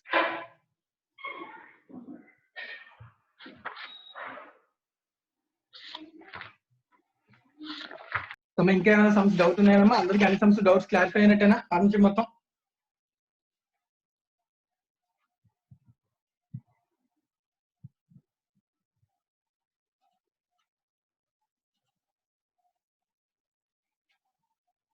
So maximum ప్రతి ఒక్కరు చేశారని అనుకుంటున్నాను నేను. ఎందుకంటే చాలా మంది ప్రతి టాపిక్ లో ఇంక్లూడింగ్ బేసిక్స్ నుంచి మరి ఎవరెవరికి ఏ డౌట్స్ ఉన్నాయి అన్ని అడిగారంటే మాక్సిమం అన్ని చేశారు. వీళ్ళు చేయకపోతే కనుక ఇంకా టైం తీసుకుని జాగ్రత్తగా సాల్వ్ చేయను, ప్రాబ్లం ఏమి లేదు, కంగారు ఏమి లేదు. సో నేను ఈవెన్ కంపెనీ అకౌంట్ స్టార్ట్ చేసిన దాంతో పాటుగా ఇది కూడా నేను ఎక్స్ప్లెయిన్ చేస్తాను. డౌట్స్ ఏమైనా ఉన్నప్పుడు నేను ఎక్స్ప్లెయిన్ చేస్తాను. సో దాని గురించి అసలు అయితే కంగారు పడాల్సిన అవసరం అస్సలు లేదు. ఓకేనా? సో టైం 12:23 అయింది. సో హాఫ్ అన్ అవర్ లో సో బేసిక్స్ చెప్పడం అనేది కంపెనీ అకౌంట్స్ అనేది అనవసరంగా అది కొంచెం రిస్క్ అవుతుంది. సో నేను ఈ సెషన్ ఇంక ఇక్కడితోనే క్లోజ్ చేస్తాను. దీంతో మొత్తం పార్ట్నర్షిప్ కంప్లీట్ అయిపోయిందనా? సో ఎవరికైనా ఇంకా ఏమైనా డౌట్స్ ఉంటే కనుక చెక్ చేసుకోండి. నెక్స్ట్ క్లాస్ లో ఇంకా నేను మాక్సిమం పార్ట్నర్షిప్ చెప్పకూడదు. నెక్స్ట్ క్లాస్ నుంచి ఖచ్చితంగా మనం కంపెనీ అకౌంట్స్ స్టార్ట్ చేద్దాం. సార్ చెప్పనా సార్ చెప్పినాను ఎక్కడ ఉన్నాను, ఎక్కడికి వెళ్ళలేదు చెప్పండి. షేర్ ఆఫ్ ప్రాఫిట్ ఉంది కదా సార్, ఏ క్వశ్చన్ అన్న? ఇప్పుడే sir okay question number 2. Share of profit last balance 9 months కట్టారు కదా సార్. అవునా, 9 months కట్టాను. ఆ తర్వాత ఇంటూ ఈడ్ క్యాపిటల్ బై టోటల్ క్యాపిటల్ వేయచ్చు కదా సార్. మిగతా క్వశ్చన్స్ మనం మాట్లాడుతుంది up to date of death. నువ్వు చెప్పేది ఏంటంటే ఆఫ్టర్ డేట్ ఆఫ్ డెత్ గురించి చెప్తున్నావు. చనిపోయిన తర్వాత అయితే కనుక క్యాపిటల్ లో సెక్షన్ 37 ప్రకారం ఆ పాయింట్ చేస్తాం, క్యాపిటల్ లో సెటిల్మెంట్ చూస్తాం. చనిపోక ముందు వరకు కదా మనం మాట్లాడుతుంది, చనిపోయే రోజు వరకు up to the date of death అన్నప్పుడు అయ్యింది ఎందుకు చూస్తాం మనం? నేను చెప్పింది నీకు సెక్షన్ 37 లో ఆఫ్టర్ డేట్ ఆఫ్ డెత్ అయితే పాయింట్ 2 లో interest or unsettled capital balance, అది పాయింట్ 2 అనేది ఏంటి? After date of death. గుర్తొచ్చిందా? నువ్వు మనం ఇప్పుడు మాట్లాడేది before date of death, up to the date of death. ఓకేనా? Okay sir, right. Thank you sir. Okay, ఇంకెవరికైనా డౌట్స్ సార్ చెప్పమ్మా. సార్ కన్జర్వేటిజం రూల్ ప్రకారంగా అయితే యాంటిసిపేటెడ్ ఇన్కమ్స్ కి గెయిన్స్ కి మనం రికార్డ్ అకౌంట్స్ లోకి తీసుకోం కదా సార్. అవునమ్మా. మరి ప్రొవిజన్ అగైన్స్ట్ ట్రేడ్ పేయబుల్స్ ఎందుకు క్రియేట్ చేస్తారు సార్? ట్రేడ్ రిసీవబుల్స్ అమ్మా. Trade payables sir. Trade payables అదేనా నీకు కన్జర్వేటిజం కాన్సెప్ట్ లో ఒక పాయింట్ ఉంది, కానీ ఇంకొక పాయింట్ కూడా ఉంటుంది అన్న కదా, నువ్వు అది కూడా గుర్తుపెట్టుకోవాలి అక్కడ. సో దానిలో వాడు ఏం చెప్తాడు point, when ever there is a future profits ఉంటే కనుక దాని చేదు only future losses should be record. అది ప్రూడెన్స్ కాన్సెప్ట్ చెప్పాడు. కానీ ఇంకొక పాయింట్ ఏమంటుంది, if there is any certainty ఉందనుకోండి, లైక్ కంపల్సరీగా నాకు ఇన్కమ్ వస్తుంది అని నీకు క్లారిఫికేషన్ ఉందనుకో, అంటే నాకు for example every year income వస్తుంది నాన్న, నాకు డిస్కౌంట్ వస్తుంది. ఫర్ ఎగ్జాంపుల్ నేను గూడ్స్ పర్చేజ్ చేస్తాను, పేమెంట్ చేస్తుంటాను. గూడ్స్ పర్చేజ్ చేసినప్పుడు ముందు డిస్కౌంట్ చెప్పండి నాకు సప్లయర్. చెప్పకుండా ఏం చేస్తాడంటే, సార్ నేను కొన్ని రోజుల తర్వాత నాకు వచ్చిన ఆర్డర్స్ ని బేస్ చేసుకుని మీకు డిస్కౌంట్ ఇస్తాను అన్నాడు ఫర్ ఎగ్జాంపుల్.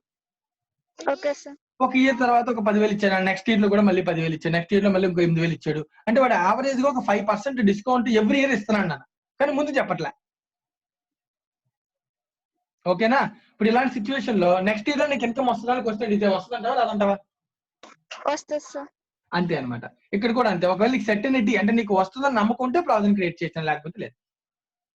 Okay sir.